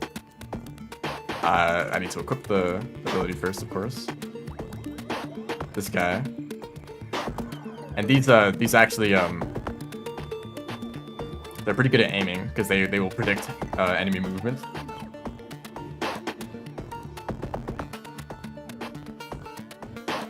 Then the name of the music in Undergrowth. They say. That's what it's called. So yeah, this guy. I think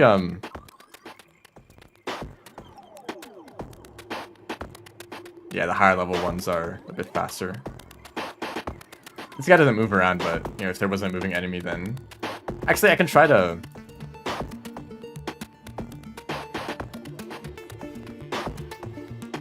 demonstrate with this guy. I don't have any charges. Okay, but I didn't equip it, that's why it didn't work. Okay, add. And then equip it. I don't know why I don't automatically equip it. I guess I didn't think of adding that. Oh, it's like, it's compensating for how fast these guys are orbiting, so it's actually thinking they're going to be moving way over there. And it's just missing. I guess I've never tested this exact combination before. That's funny. But yeah, you know, these things move really fast, so they try to aim ahead. I guess maybe we should use this like average location. It's moving around a lot, but it ends up staying in the same location. So it's not actually, it shouldn't compensate that much.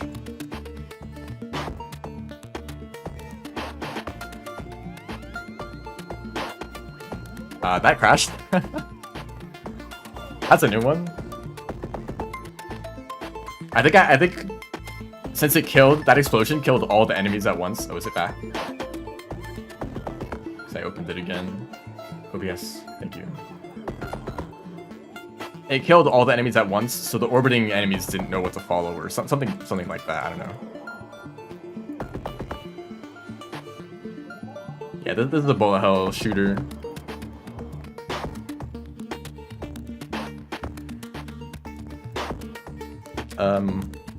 What else do I have in this? I have a funny control scheme. I'm pressing W right now, and it moves to the side. Pressing D goes up, A moves down, S moves to the left. I'm using my messed up control scheme. This also has camera rotation. This, I wonder if anyone recognizes what this is from. This is something that, you know, I really like. It's a way to kind of look around.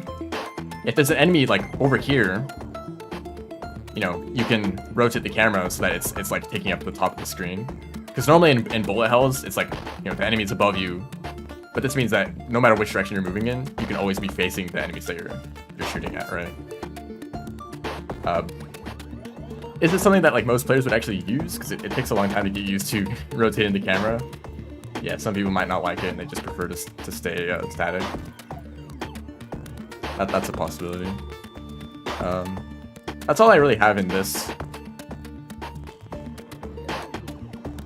Oh yeah, this is the this is the bullet hell. This is not my creation. This is a recreation of a boss, of a bullet hell boss in another game. I do use. Should I not use camera rotation if some people don't like it? It feels weird when like the bottom of the screen is covered with nothing, so like offsetting the camera is nice. So these like orbiting things you have to shoot and defeat all of them to make the middle vulnerable. And one of the systems in this game is if you take damage, your health bar is segmented into these cells. If you lose damage and you are at half a cell, if you get close to bullets, you can charge up a heal. and eventually recover that cell. But you can't recover cells that you've completely lost, only if they're half full. So basically, if you can keep dodging but also get close to bullets consistently, then you can recover any lost health. There's of course a way to heal full cells, but it requires a limited resource. These towers you can also destroy, the ones that are shooting the extra bullets.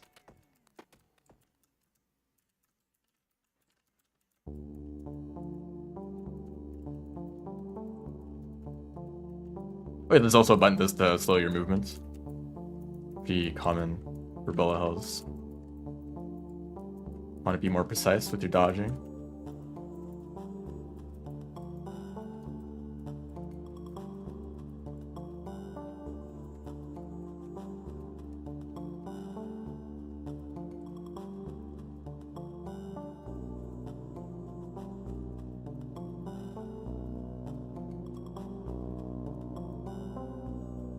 We got the shadow. I guess this is like supposed to be 3D. I've considered, yeah, grazing but for health. That's exactly what it is. There is a way to recover, to heal. But this number is basically the number of heals that you have. If I also reset this again, I have another situation here. I'm gonna use camera rotation because that's how I'm used to doing this.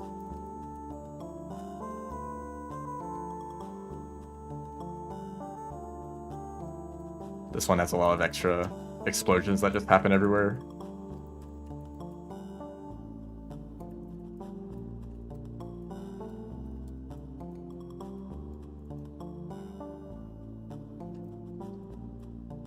Do I have that thing set up? There's another... Oh yeah, there used to be something here.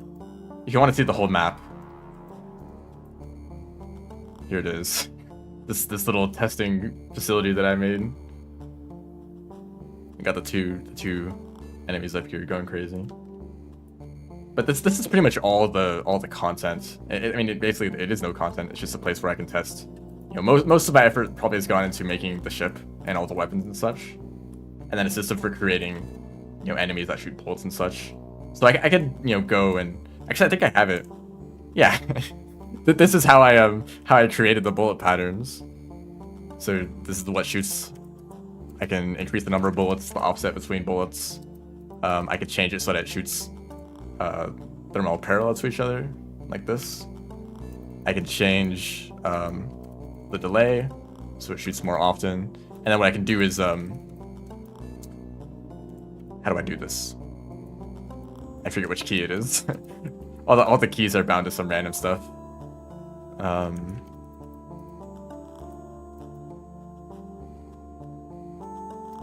There we go. That's the button. So then I can create another. So let's say here I start at like 5 bullets, and then I do 4, 3, 2, 1, and I can have it kind of fan through. Let's make the delay on the last one a bit longer. So this, oh no, that didn't work. No, that's offset. Delay, make the delay longer. So this is kind of like a fan of bullets. I think actually this needs to be lower and the first one should be longer. Yeah, there we go.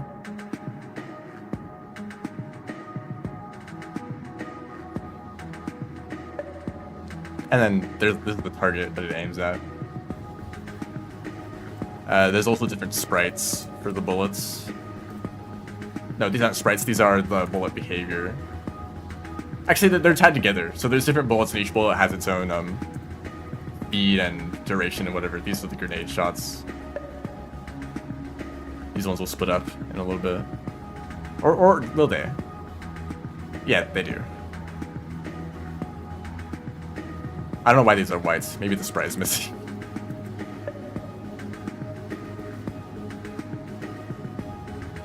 I'm probably going to recreate this entire system because it's kind of jank and not very... Like, these numbers up here are the only visual that I have.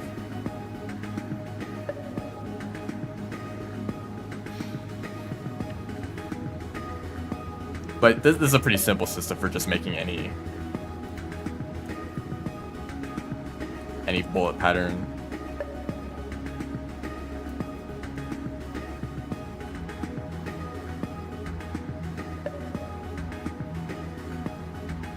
think I had another. I forget the hotkey. I had another way to display like all of the bullets that all the different bullet types. Maybe I should add some enemies in, because I did make some enemies. Like there was one that you saw in the beginning.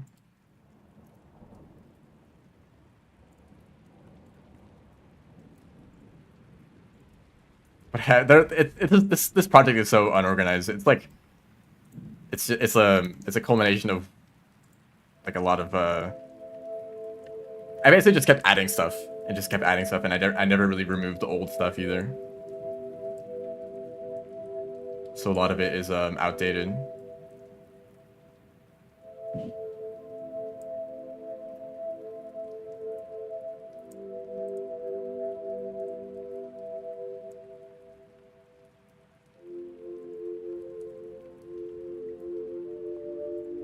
Here, I'll add some random enemies that I made. It looks like the frame rate is still broken, so the stream never recovered. It's at 21,000 dropped frames. That's cool. Oh, right. the turrets are just a test. This is the enemy with a charge attack.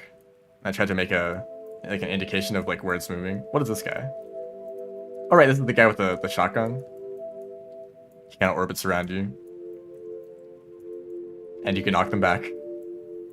Apparently I gave this guy like 1,000 health because he's taking no damage at all. I think I made the damage numbers pretty good. Like there's a decent amount of feedback on the impact. There's no sound effects, of course. Can I attack this guy too? Oh. Don't worry about that.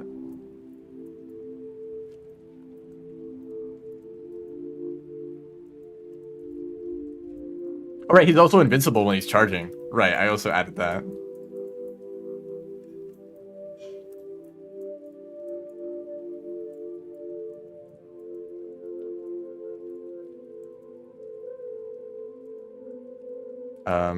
Whoops, I just restarted it. Upgrade. Weapon 10. Wow. How much health does this guy have? Like 10,000?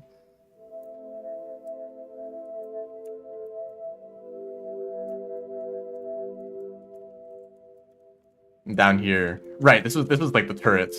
They have some numbers below them. And he shoots this projectile that explodes.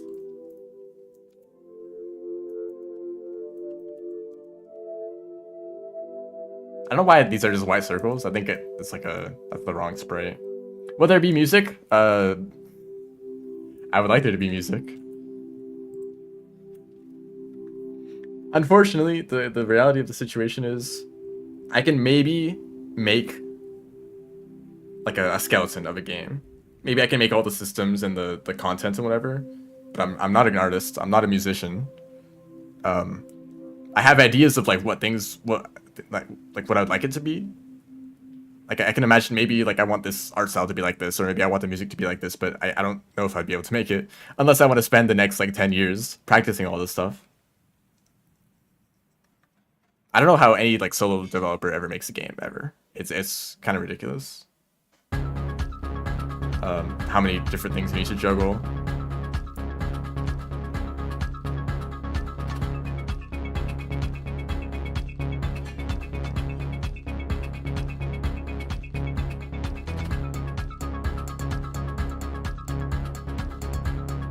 But yeah, I think that's gonna be the end of the stream. Maybe I'll do this every once in a while if anyone is interested in seeing some random things that I've made of varying quality. As bare bones as that looks, that's probably the best thing that I've made so far. Everything else looks a bunch more scuffed. Yeah, I did make all the sprites.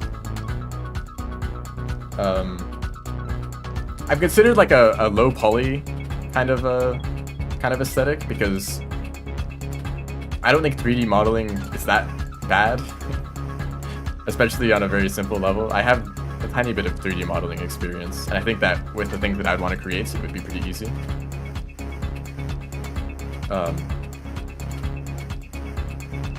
but I don't know. That'd take a lot of work to get it to look right, and then like I have to make a system to render it, so I might want to use a different engine because GameMaker kind of sucks at 3D. Although it is kind of good at like like there's a lot of like low poly or low resolution like 3D games made in GameMaker.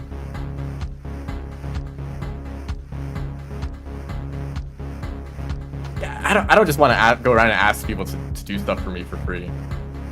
And I'm probably not going to be able to like hire anyone to help unless I actually like had a whole game that was there and I'm like the only thing that it needs is art and music and such. But yeah, I'm gonna end the stream now. It's still dropping frames, by the way. It's at 26,000 dropped frames. Isn't that wonderful? Thanks so much for watching. See ya.